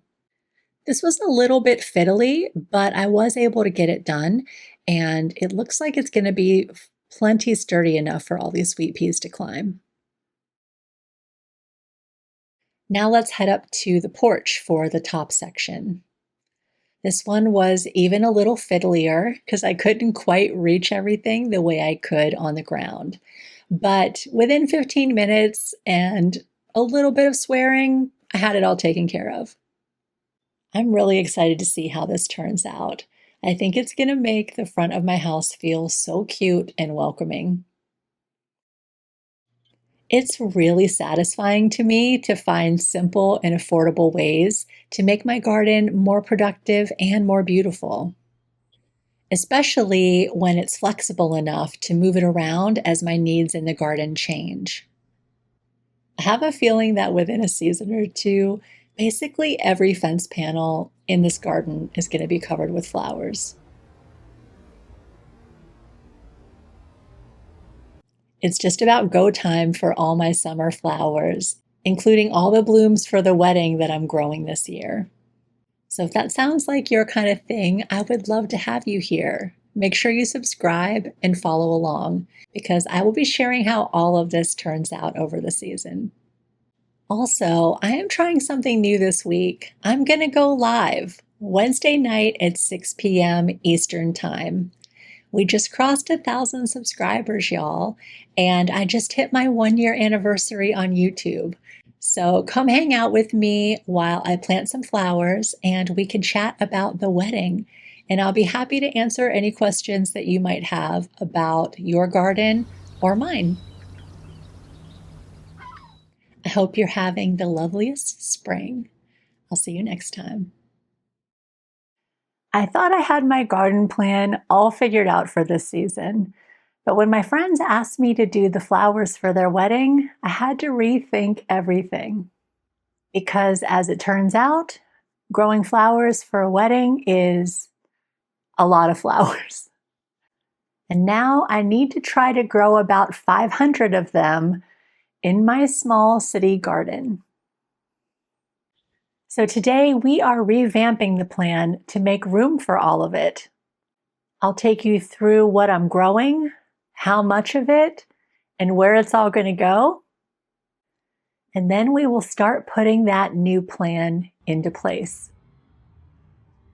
Originally, my plan was for 3 terracotta colored raised beds lined up against my back fence and planted out in a gradient of beautiful floret original flowers, from Whisper Soft through to Vibrant. I was super excited about this plan. But then I started listing out all the flowers that I'm going to need to grow for my friend's wedding. It quickly became clear that my original plan of devoting one bed to wedding flowers was not going to let me grow everything I want to grow. I'm creating bridal bouquets, wearables, table centerpieces, and a bold design for this arch where the ceremony will be. And I'm estimating that I will need about 500 stems to bring it all to life. It's hard for me to visualize what 500 stems looks like, but if I estimate about 20 per bucket, that's 25 buckets full of flowers, enough to fill my Honda Fit more than twice. And that's with the seats down. Now I am planning to buy some flowers, and I'm going to incorporate some dried flowers in my designs, which will let me stockpile a bit throughout the season. But a lot of them are going to be fresh, which means I'm going to need many plants to harvest from the week of the wedding. So I sat down and tried to translate those 500 stems into actual plants that I will need to grow. I want to end up with a minimum of 50 dahlia blooms for the wedding, more if I can get them. So I think that means I need to grow at least 30 dahlia plants. Assuming the wedding lisianthus I started in April make it in time, that's 30 more plants, though they don't take a lot of space. I'm growing about 15 zinnias for the wedding side of things, and lots of amaranth, at least 15 plants in several different colors that I can harvest and dry throughout the season, as well as use fresh. I'm thinking about 10 celosia plants in red and purple, 5 to 10 cosmos in ruby red and white, several different varieties of scabiosa totaling 10 or 15 plants, plus a bunch of filler and foliage plants, everything from ageratum to yarrow. And I think that alone will end up being 20 or 30 plants. Add it all together and it's somewhere around 150 plants. And that's a lot for the amount of space I have to work with.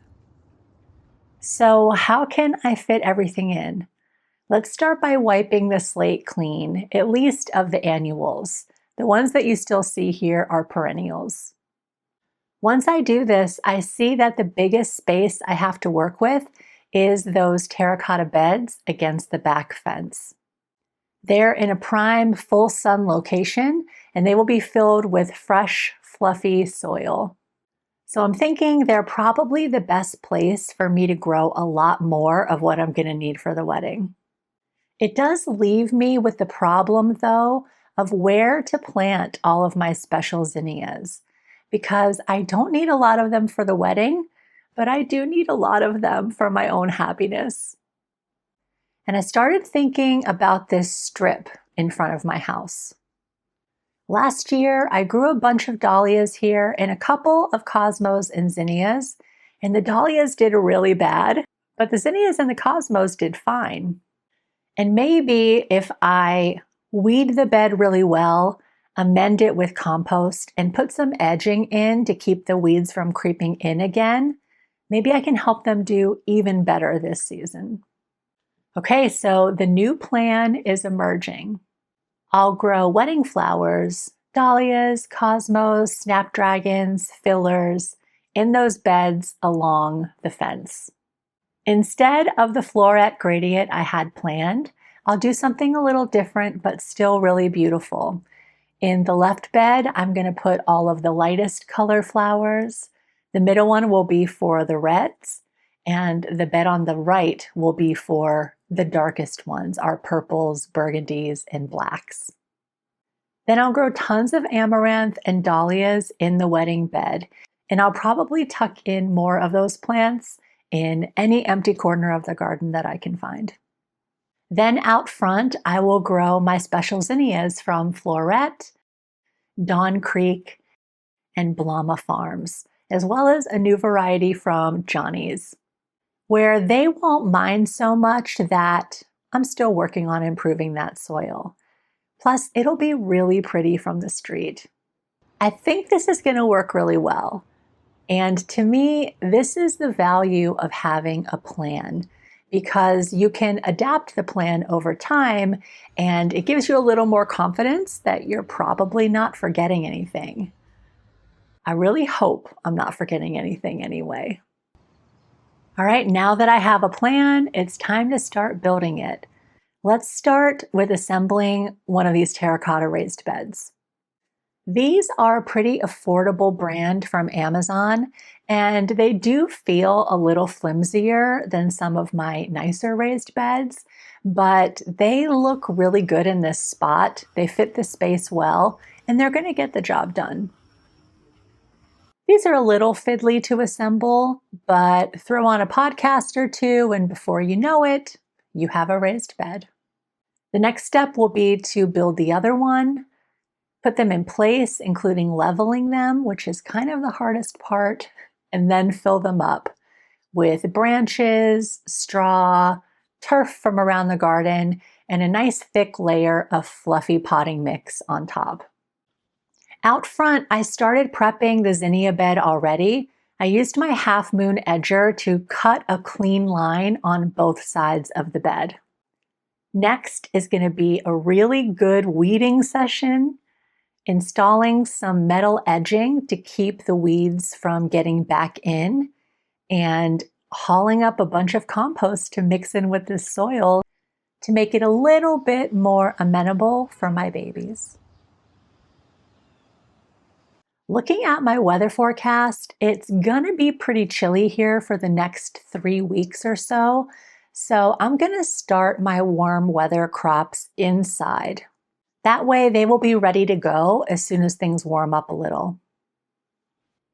I am starting these in soil blocks for a couple of reasons. One is that they're small and I can fit way more flowers on a tray under my limited grow light space. And secondly, soil blocks are nice for seedlings like zinnias that don't really like to have their roots disturbed once they've started to grow. So I won't have to poke them out of a soil tray or anything. I can just take a whole soil block and stick it right in the earth. I'm still dialing in my soil blocking mix. After a crumbly batch earlier this year, I switched to a compost-based mix, and I'm adding a little bit of perlite and vermiculite for moisture control. And that is working much better. Plus, I realized I needed the soil to be much more moist. Not dripping wet, but hydrated enough that it really sticks together well in the mold, like a thick brownie batter. Now for labels and seeds. Today I'm starting all of my special zinnias as well as some of the stems I will need for the wedding. I ended up starting 6 kinds of amaranth and 8 kinds of zinnias today, and they all need darkness to germinate. So I'm covering these soil blocks with a little bit of dry potting soil and some vermiculite. The only issue I've had with soil blocks up till now is some algae on the surface when things are germinating. So hopefully this resolves that. Now we pop them on the grow shelf under a humidity dome and we wait to see green. Over the next few weeks, I'm going to continue to work on these beds bit by bit, and before long, they will be set up and ready to plant. The wedding is going to be gorgeous, and I'm already having a ball learning everything I need to learn to make it happen. So far, I've been working on big arrangements and arrangements that use light and dark elements together, and that is a fun thing to practice. I hope you will subscribe and follow along to see how it all turns out. And things are getting exciting out there in the garden. We're going to have a ranunculus soon, sweet peas, feverfew. A couple blooms are already showing their little faces, and I can't wait to be able to play with all these guys. In the meantime, wish me luck with all of this manual labor, and I'll see you in the next one, friends. After months of working on Faith, my flowers have finally started to arrive. I have so much to do, but nothing could be more motivating than these. So this week I am harvesting some ranunculus and some other spring blooms and sharing some tips on how to arrange them when you only have a handful. Then I am getting some beds filled up, amended, and planted because I have a lot of seedlings that are ready to go into the ground. It is an exciting and very busy week in my garden. So let's take care of all of this flower business. We planted these ranunculus together back at the end of February, and here they are, ready to harvest. This variety is an Italian ranunculus called sfumato, with pink veining on warm, creamy petals. Frankly, I am astounded by them, and I can hardly believe that they are from my garden. The sfumatos bloomed first out of all of the different varieties I planted, and I'm not sure if that's because that's just what they do, or if it's because this end of the ranunculus bed gets a little bit more sunshine than the other end. But either way, I am super happy to be harvesting these, my first proper-sized ranunculus. The way ranunculus grow is they make a mound of leaves right at the surface of the soil, and then the buds start to shoot up. As I harvest, I am making sure to cut right at the base of the stem, and that will encourage the plant to send up even more stems and more flowers. When I cut them like this, I am sacrificing a couple of side buds, which is a little hard after waiting so long for all the flowers. But the plants do seem really happy here, so I'm trying to trust that this will work and they will send up more flowers. When I have a big bucket of flowers, arranging them is pretty easy. Just put them together and chuck them in a vase. But this time of year, when I have many fewer stems and they tend to be a little shorter, I have to approach arranging a little differently. It's not about an abundance of flowers. It's about focus. One really good way I have found to do this is by using a flower frog. There are lots of different types of flower frogs, but this is the one I'm using today. It's called a pin frog. It's pretty heavy, so it can sit in the bottom of the vessel, and when you put the stems on the pins, they stay right where you placed them. It is really helpful to adhere the flower frog to the bottom of your vessel. I skipped this step on one of my arrangements, and it was a real pain in the butt, so I recommend you take a minute to do this. I just used sticky tack. You could also use hot glue or a floral putty, but you make a donut shape on the bottom of the frog, and then you press it in the base of your vessel while it's dry. I didn't want to impale myself on the pins, so I used this other vase to make sure I had really good contact. The flower frog helps you make delicate arrangements with a lot of air in them, so you can appreciate how the flowers look individually and how they sit together in the space. I created this arrangement because I had one delphinium, one earth angel rose, one fluffy stem of poor man's orchid, and one perfect ranunculus. Putting them together like this gives each flower space to shine. I love the way you can use flower frogs to create a type of arrangement you can never create without them. It almost looks like it's underwater or a garden growing out of the bowl. I don't know, but I can tell I'm going to be obsessed with flower frog arrangements all season. And of course, I'm also still just chucking flowers into vases. What's not to love about a handful of ranunculus, some fragrant nepeta, and a few blue nigellas chucked in a vase? These roses are kind of top heavy, so I put them in a bud vase right up to the neck to support them. And I'm going to put these yellow ranunculus together in this clear blue bowl and just let them kind of lay on their side. Beautiful, right? Can't go wrong with these flowers. Okay, now that I've had my fun playing with some blooms, it's time to prep these beds and get some seedlings in the ground. That means adding compost, adding flower food, and mixing it all up with the soil that's already in the bed so it's nice and loose and the seedlings will be able to push their roots right into that soil. Prepping beds that already have plants in them can be a little fiddly because you don't want to smother the plants that are already there with compost. But I do want to add some organic matter to these beds, so I will just work around what's already there and also pull out a bunch of weeds. Last year, I grew amazing celosia and zinnias in this terracotta raised bed, and one really beautiful black-red sunflower. But look how much the soil level has dropped since then. I have a lot of topping up to do. I have been dumping old containers of potting soil in here just to bulk things up. So I'm going to take a minute to break those up, pull out any big roots, and spread it around. Next, I have some topsoil that we dug out of other beds, and some bagged topsoil, which actually looks a little bit more like compost to me than topsoil.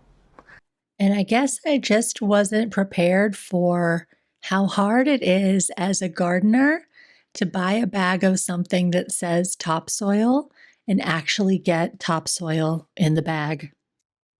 More often than not, it's a bunch of other stuff that they just call topsoil. But what I want for this bed is topsoil from the ground because it has minerals and microbes in it. And I want those in my raised bed too. The plants need that as much as they need the nutrients from the compost. I did add some mushroom compost on top of that, as well as some flower food and the leftovers of a bag of potting soil I've been working on.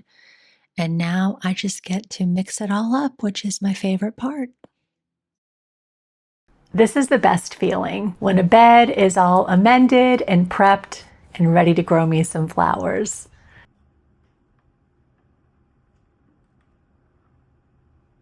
The weather has been so wacky lately. Nights in the 40s, days in the 90s. So I've been hesitant to put my seedlings out because I don't want them to be stressed with all of those changes. But things are looking more stable now, so I think I'm safe to go ahead and get these in the ground. I started these all from seed back in mid-April, so they are 4 or 5 weeks old at this point, and I've been hardening them off on my porch for the last few days. I gotta say, these seedlings look incredible. I don't think I've ever had such big, beefy, healthy looking seedlings. Soil blocks for the win. Here in this in-ground bed, I'm putting several blue ageratum, a few Merlot red scabiosa, a few black knight scabiosas, and a sprig of this frosted explosion grass. I had planned on planting dahlias on this day, but looking at the weather forecast, we are supposed to get like an inch or two of rain over the next 3 days, and I don't want my dahlia tubers to rot. Much like ranunculus, dahlias are at their most vulnerable when they're just a tuber with no roots and no leaves. If they get too wet and they're not able to drain, there's no sun to dry them out, they can rot. So I'm going to hold off until next week when we have a stretch of sunny weather to get more dahlias in the ground. That being said, I am going to go ahead and plant a couple dahlias in this terracotta raised bed. Because it's raised off the ground, the water will be able to drain away from these tubers more easily than if I planted them at ground level. I've got a cafe au lait, which is a big dinner plate dahlia. I've got a Holly Hill Miss White, which grows tall but has much smaller blooms. And I'm planting a Bride to Be, which is just your classic creamy white dahlia. I think all of these will be beautiful in arrangements all summer, and I'm hoping to have them blooming so I can use them for the wedding that I'm doing for my friends in September. I am also planting some starflower scabiosas. These are the ones that make the really cool seed pods. And after it's done raining, I'm also going to plant some amaranth in here, a trailing variety that is a soft pink color called Mira, as well as a few of my special pale colored zinnias. Before you know it, we will be graduating from handfuls of ranunculus, delphinium, nepeta, nigella, and roses to armloads of all kinds of flowers. I hope you will subscribe and follow along as I finish planting out the rest of the garden, because I think the flower avalanche is about to begin. Thanks for spending some time with me today. Happy it's almost summer. I'll see you next time. The last little while, I've been feeling kind of bleh, tired, unmotivated, and spending way too much time on my phone, especially first thing in the morning, which is prime garden time. It's one of the most amazing times of year, and I don't want to miss it just because of a bad habit of scrolling in the morning. And at the same time, I have a huge amount of stuff to get done to get everything up and running for the season. I have beds to finish assembling and filling. I have plants to get in the ground, and I have a lot of flowers to grow and harvest and arrange. Things feel kind of overwhelming, but I really want and need to turn the beat around. So this week I am shaking things up and trying something new in the morning. I'm getting up a little bit earlier, no first thing in the morning scrolling, and I'm heading right outside to tackle my list before work or anything else. So let's walk through this week together and see if this helps me start off on a better foot. I got up first thing Tuesday morning with a box of dahlia tubers and the plan to get them all planted. I had made a spreadsheet to tell me where everything should go based on color family and the height of the plant, but as it turned out, I just planted everything with my heart. And I ended up getting a couple dozen of them in the ground. I planted in several different spots around the garden, but the process was the same across the board. Pull weeds and loosen the soil, then add compost and flower food and mix it all up. Plant the tuber a few inches deep and gently firm it in.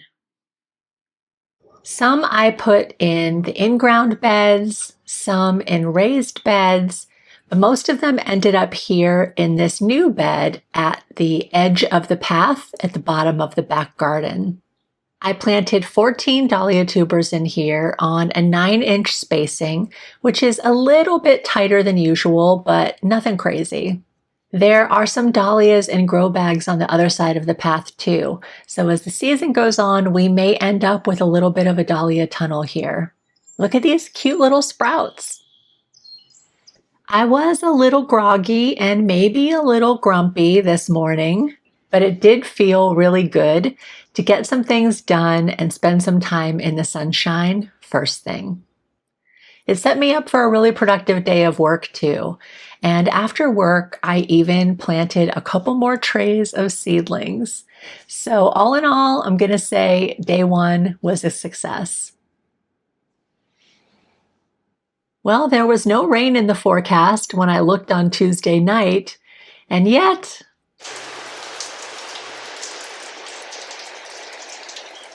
I didn't really want to start my day by getting covered in mud, so I decided to sit on my covered porch and work on putting together the third terracotta raised bed. Just a quiet morning on the porch with nuts and bolts and tea and an old episode of the Maintenance Phase podcast. And even though I couldn't do what I'd planned, I still got out of bed, I resisted scrolling, I got outside, and I pushed some things forward. So I'm calling that progress. Later on, the rain stopped and I got to harvest some campanulas, the first ones I've ever grown, and they are so cool. I got to pick the first sweet peas of the season too. The purple ones came from the column at the front of the porch, and the burgundy ones came from the side yard. All of them are climbing, slowly but surely, just like your old pal Madge. A sunny morning! Woo! It took a minute to decide what to work on because there are, let's say, dependencies. I wanted to put up the third terracotta bed, but before I can do that, I need to weed whack that area. And before I can do that, I kind of need to wait for things to dry out. So I decided to start somewhere else, planting some seedlings in the wedding bed. There's a spot right in the middle. It's not entirely empty. There's a couple of small plants, and I'm just going to hoik those out. The level of the bed looks a little low to me. So before I plant, I'm going to add a couple buckets of compost and mix it in, along with a little flower food. I have about 20 or 25 amaranth plants in total, and I think I can fit most of them in this area. Right now, there's these other flowers towering around them, which makes it a little tight, but those are going to bloom soon, and then I'll be able to take those down, and these amaranth will have a little bit more room to stretch out. Once they get to about 8 inches high, I'm going to pinch them, and that will give me a bunch of medium-sized amaranth blossoms rather than one giant one. I'm going to add a few more seedlings to this raised bed on the left as well. A couple of ageratums, some amaranth, and some dusty miller for that silvery foliage. Then I had some work to do, so I had to call it for the day. As always, it did feel really good to get outside, get my hands in some soil, and feel some sunshine on my skin before submitting to the screen for the rest of the day.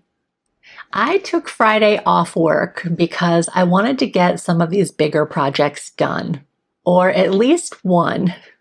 I want to get this bed filled and planted because my seedlings are huge and they need a new home.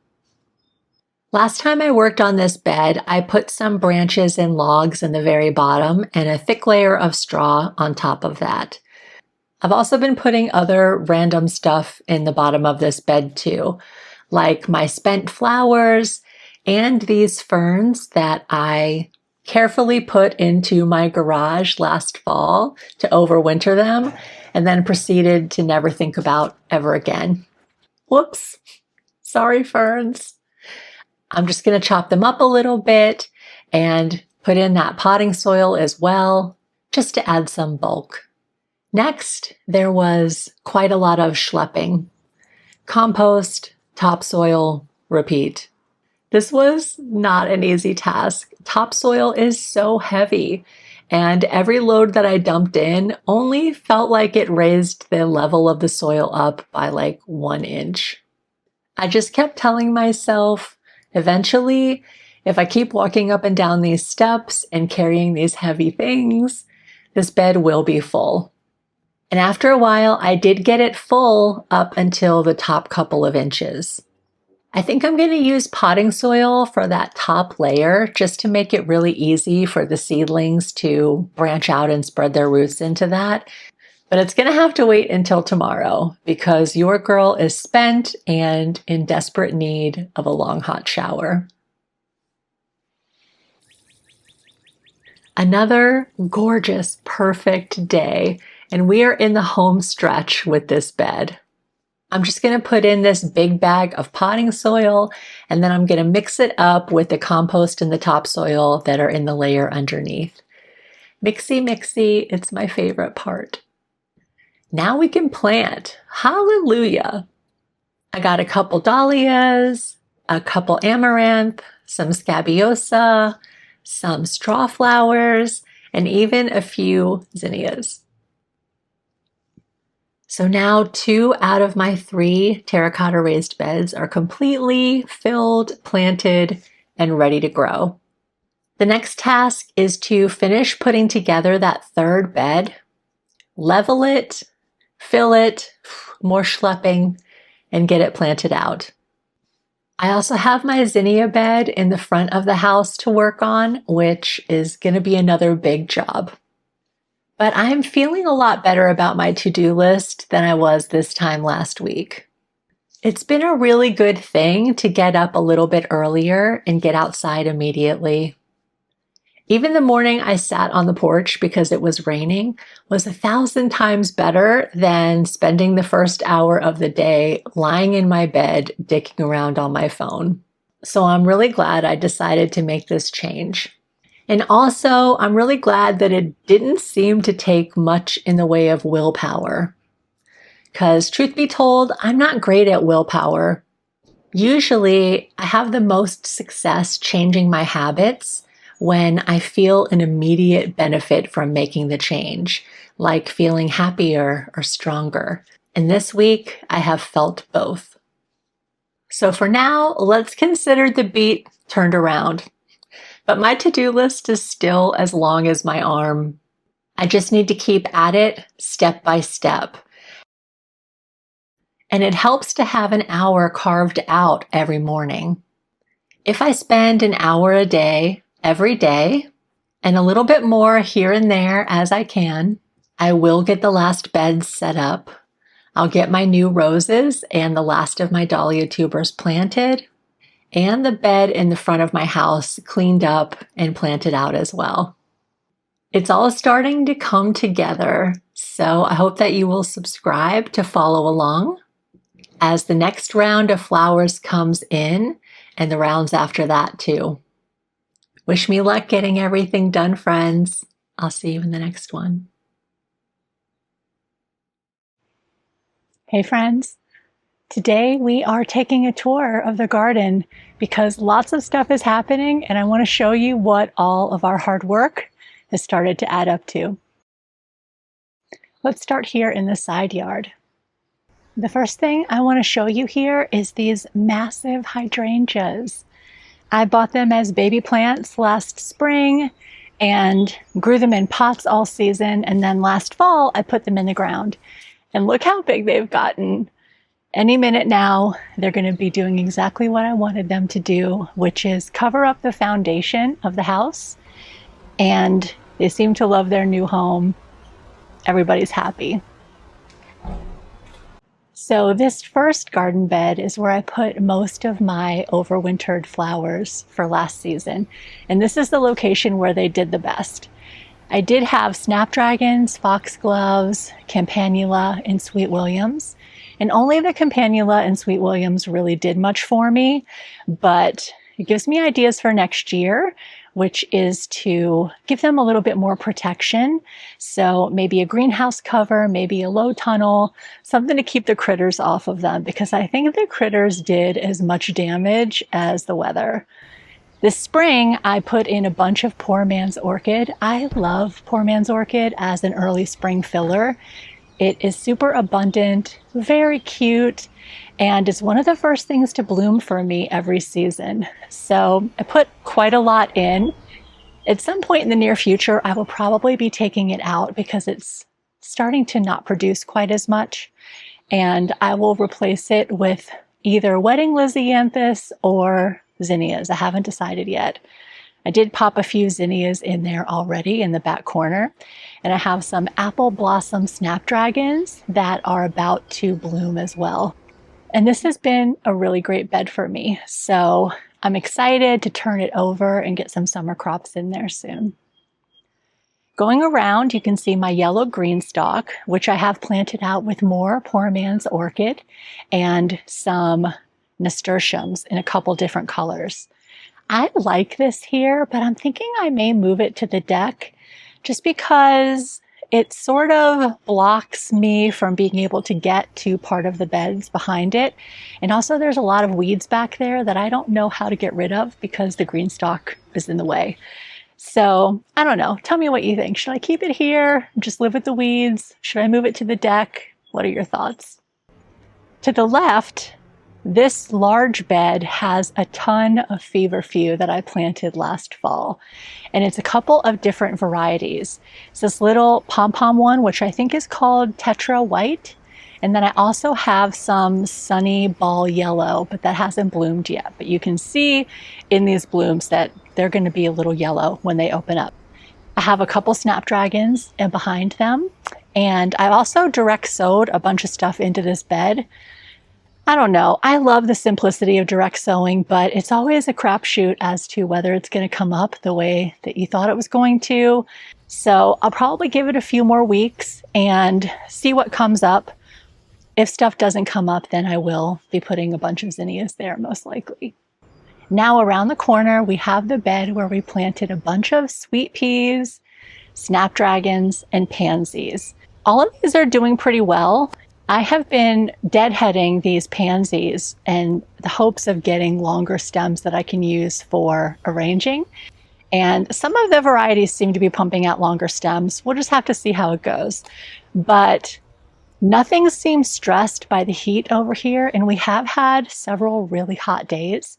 So I'm hoping that bodes well for their ability to survive for another month or two at least, so we can get that wall full of sweet peas. Coming into the backyard, things are really taking off out here. This area behind me is going to be my husband's outdoor cooking station. He's still in the midst of setting that up. But going up the hill, you can see how giant all of the elderberries are getting. It's huge. They're over the fence. We have some black currants and some gooseberries that are doing quite well too.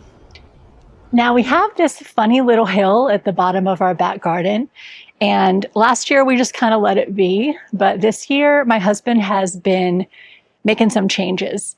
So first off, you can see he's creating these terraces going up the hill, and that's working out really well. He's using straw bales and kind of staking them into the ground to hold the soil. I think we're going to have a ton of potatoes and other crops that we're growing on these terraces. He also dug out a bed here at the base of the hill for me so that I can grow a bunch of dahlias here. And I got 16 dahlias in this space, and most of them are sprouting now, which is super exciting. At the end of the row of dahlias is the hardy hibiscus, and it just started popping back up. I've also got some dahlias on the other side of the path in grow bags, and they are flourishing and thriving. I've already been able to pinch a few of them out to help them branch. And yeah, I'm hoping that we'll see some blooms on them before too long. I am so happy with how the garden is looking. The kitchen beds are closer to the house, and they are planted out with peppers, tomatoes, and some peas starting to climb this trellis here. You can see that he has planted a mixture of thyme and clover as a border around all of these beds, which is super cute. And it means that when the bunnies visit, they have plenty to eat. That is not our crops. Around the back of the next bed, I want to show you a bunch more flowers that are growing. There's a statice on the left, some echinacea and bupleurum, some onions that have gone to seed. And on the right, you can see some scoop scabiosa, some blue nigella, and purple nepeta that I've been cutting off of for weeks now. And very exciting, I have this one small patch of bells of Ireland. Back in this corner, we've got some good news and some bad news. The good news is the sweet peas are doing great. I thought they might not get enough sun back here, but they seem perfectly happy. These ones I planted first, and they are getting up that trellis pretty good. There's 3 more bags back here. 2 of them made it onto the trellis, and one of them is a little stunted. It's the ones that I winter sowed, and I think I waited too long to plant them out. What are you gonna do? The bad news is that my Princess Charlene de Monaco rose appears to be done. She was making some leaves earlier this spring, but over the last month, those leaves have gone away. Yeah, she's not a happy girl. And checking on the seedlings in the terracotta bed, they're all looking really good, except this one little zinnia that got chomped by something, but it refuses to die. And that is why I love zinnias, y'all. I think everyone else is going to make it though. And the dahlias have started coming up. We should have flowers all along this back fence before we know it. Now let's look at my pride and joy, which is the wedding bed. These tall guys are a larkspur that I started last fall and which are just coming into flower. I'm in love with them. I have been harvesting from them already. They don't show any signs of slowing down, so I'm excited to see how long they'll go for. I also have a lupin that I started from seed, some more bupleurum, more status, some corn cockles, and some ami. The ami looks like it's about to flower, which is exciting. And these buplorums are going to be ready to cut in a week or 2, I think. And I think I may have lost 1 or 2 of these amaranth to the squirrels, but most of them are looking great. Behind the wedding bed is my massive feverfew patch. I cannot believe how big this is. It's like up to my waist. Backed up to the feverfew patch is the yarrow patch. This is the terracotta yarrow. And if we sneak around the side, we can see pink yarrow and 1 pink overwintered snapdragon. Back here in the corner, we've got a couple of cherry bushes, a couple really small blueberries, and this new rose in the gray pot. It's called a hot cocoa. I had to replace my honey Dijon rose because she's so beautiful and the other one didn't make it. So here's hoping this one is happier. And she is right next to this autumn joy sedum that we put in together last fall and is easily triple the size now. And I've got a couple more roses over here. The one on the left is called Honeymoon, and the one on the right is a Coco Loco to replace the one that, again, didn't make it through the winter. Around the right side of the deck is a polka climbing rose, a quicksilver, which is a purple rose, and I've already harvested a ton from it, as well as the earth angel on the end, which is not a climber, but is certainly acting like it and has probably bloomed 30 times already this season. The form and the scent are just glorious. All right, let's go see what's happening up on the deck. There is a lot going on up here. I planted this green stalk out with some starfire marigolds, which are coming up, some winter sown feverfew.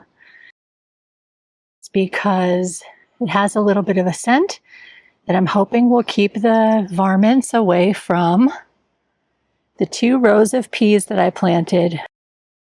They will eventually be supported by this trellis, which you can buy for your green stalk. This green stalk has nasturtiums in the top row.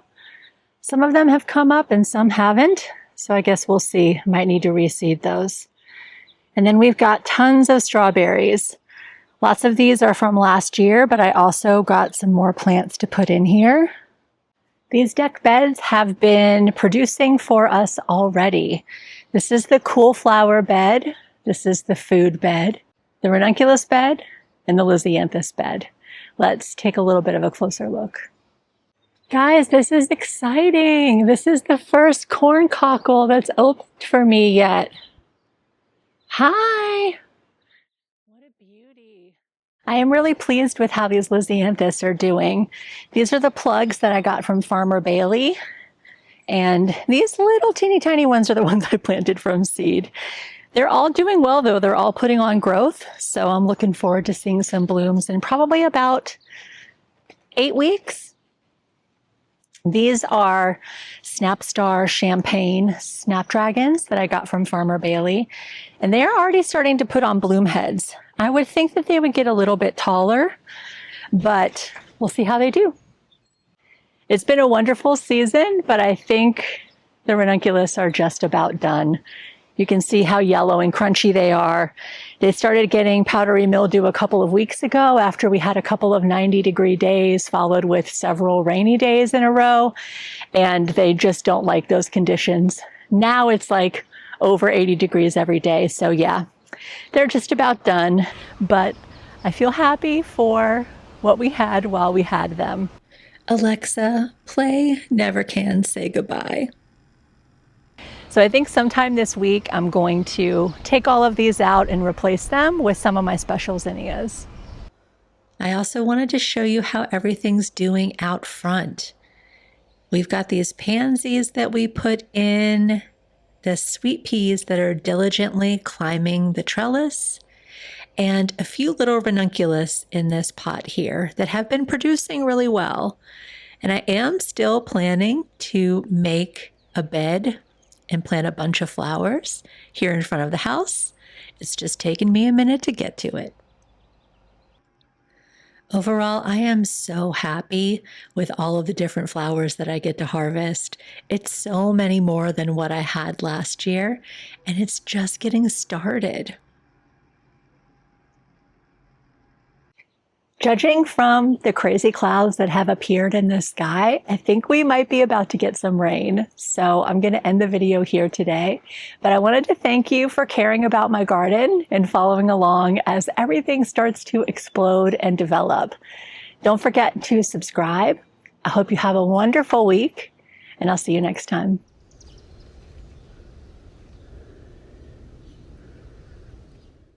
June is the time of year where spring has gone, but even though it feels like summer, the summer flowers have yet to arrive.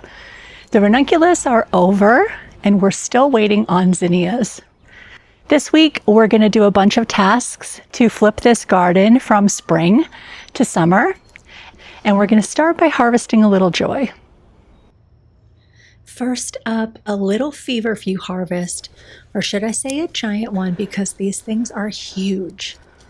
I'm harvesting them from the back because there's some yarrow and rudbeckia over here, and I want to make some room for them. Also, the larkspur looks so pretty with the feverfew background. I'm going to dry a lot of this so I can use it for holiday decorations later in the year. Eventually, I will cut all of it though, because my understanding is that feverfew is at its best in year 2, which is now, and then it will fade. So I will plan to cut this patch back and plant fresh this fall. Okay, I'm gonna stash these in the shade while I go grab some sweet peas, which are killing me this season in the best way. I planted them in 3 different places, all of which get morning sun and afternoon shade. And even through a couple of nasty heat waves, they are still producing. I wonder if I can keep them going all summer like they do in the Pacific Northwest. The scent of them is so wonderful. I feel like every sniff adds days to my life, which is not scientific, but I know it's true, and we can just wait for science to catch up. The flowers last for 4 or 5 days in a vase, but the scent really only lasts for 1 day, which means I have a new routine of coming out here with a cup of water and gathering a handful almost every morning. It's funny, when I look out my window, I often think, not many sweet peas today. But once I get out there and start cutting, I end up with a really good handful every single day. And it's important for me to stay on top of harvesting because once the flowers turn into pods, the plant will stop blooming, and we can't have that. When I'm cutting these, sometimes I'm cutting a little bit of the vine and the tendrils because they're so cute, but I'm cutting a bunch without any of the vine as well because I want those vines to continue to climb. And as I'm cutting them and visiting them, I am also encouraging those tendrils to attach to the trellis. So you'll see me tucking some blooms in behind the wires as I go. Now, sweet peas are lovely in arrangements, but honestly, I think my favorite way to enjoy them is just to put them together in a glass and stick them on my desk where I can sniff to my heart's content.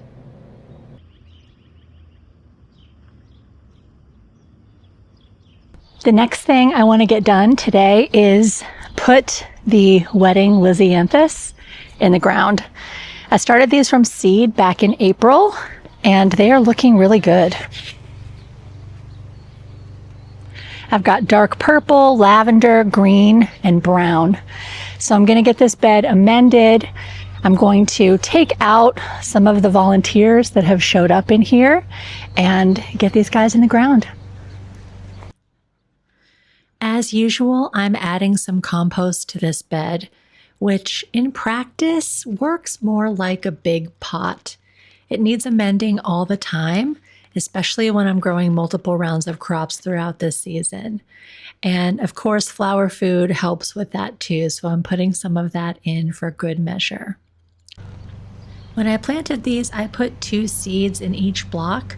So as I plant them out in this bed, I'm giving them about 4 or 6 inches between them. Lizzies tend to grow straight up, so they don't need a lot of space, but they will need some support before too long so they don't fall over. There are about 40 plants here in total, so if I got the timing right, that will be a nice bunch of flowers for the wedding. Maybe not for every single bud vase, but at least for the bridal bouquets and the arch designs. Lysianthus are pretty forgiving in terms of when you harvest them. They can hold on the plant after blooming for a week or so I'll have a little flexibility. And of course, I'm going to give them a really good drink after planting to help those roots connect with the soil. One thing I've noticed about this bed is that the soil dries out really fast and it can become a little bit hydrophobic after a while, which means you can water it, then stick your finger in, and like half an inch down, it's bone dry. One really good way to resolve that is to water it very lightly, let it sit for 10 or 15 seconds, and then come back again. That breaks the surface tension on the soil and lets the water start to sink in.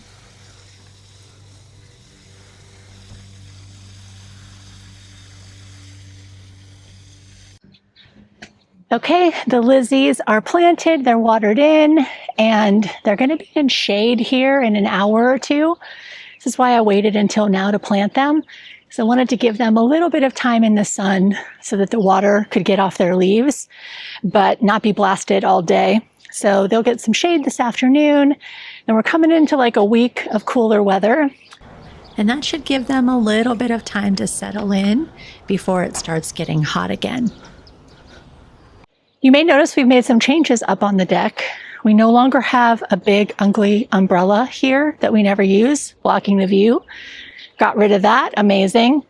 The next thing is to take down the greenhouse because it's no longer spring. We don't need it for hardening things off. Most everything is planted now, and the stuff that's not planted can just be hardened off on the porch. So yeah, I'm gonna take this thing down. As it turns out, I ended up not really loving this greenhouse. It was really big, and this was the only place that it would fit. And on sunny days, it ended up getting way too hot. Plus, the ties that hold the door open broke when I was trying to tie them in a bow one day, both of them in the same 5-minute span of time. So that doesn't bode well for the quality. We really just ended up using this for storage more than anything else. And that's kind of a waste of some excellent sunny growing space. So bottom line, I'm glad we tried this, but live and learn. I do not think we will use it again next year. Last year, we had a smaller greenhouse that we put against the north-facing fence, and that one worked a lot better. It did not get direct sun, so it did not get too hot. Maybe we'll go back to that next year. Or we might just keep hardening stuff off on the front porch because that works really well. It's very easy to keep an eye on everything there. Either way, I'm really glad to reclaim this space. Now you see all of these shelves that sort of make up the frame. I'm taking the top part off, but I'm going to keep the shelves together because I want to use them in the corner of the deck here to put some flower pots on. I have a lot of seeds and soil and empty pots, so I think we can do something really lovely over here. But that's for another day because right after I did all this, I had to go inside, chug an ice cold seltzer, and sit under a fan for an hour. It is hot. Of course, I did come back outside to clean up though, and I put the greenhouse cover along with some of the stuff we've been storing in the greenhouse in the basement.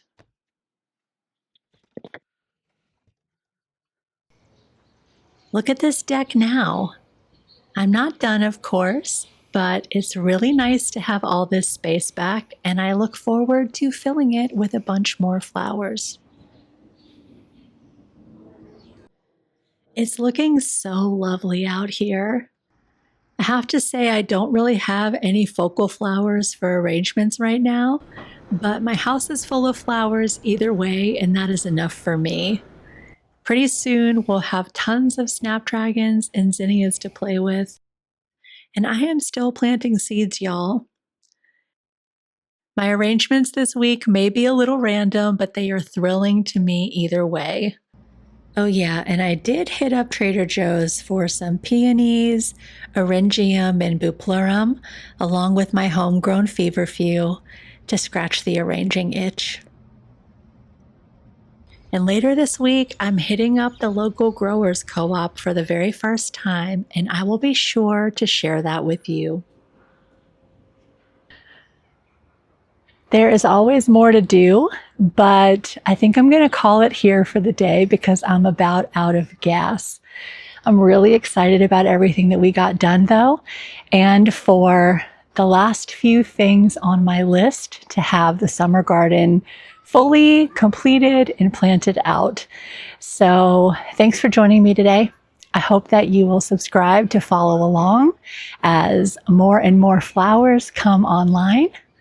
And have a wonderful week, friends. I'll see you in the next one.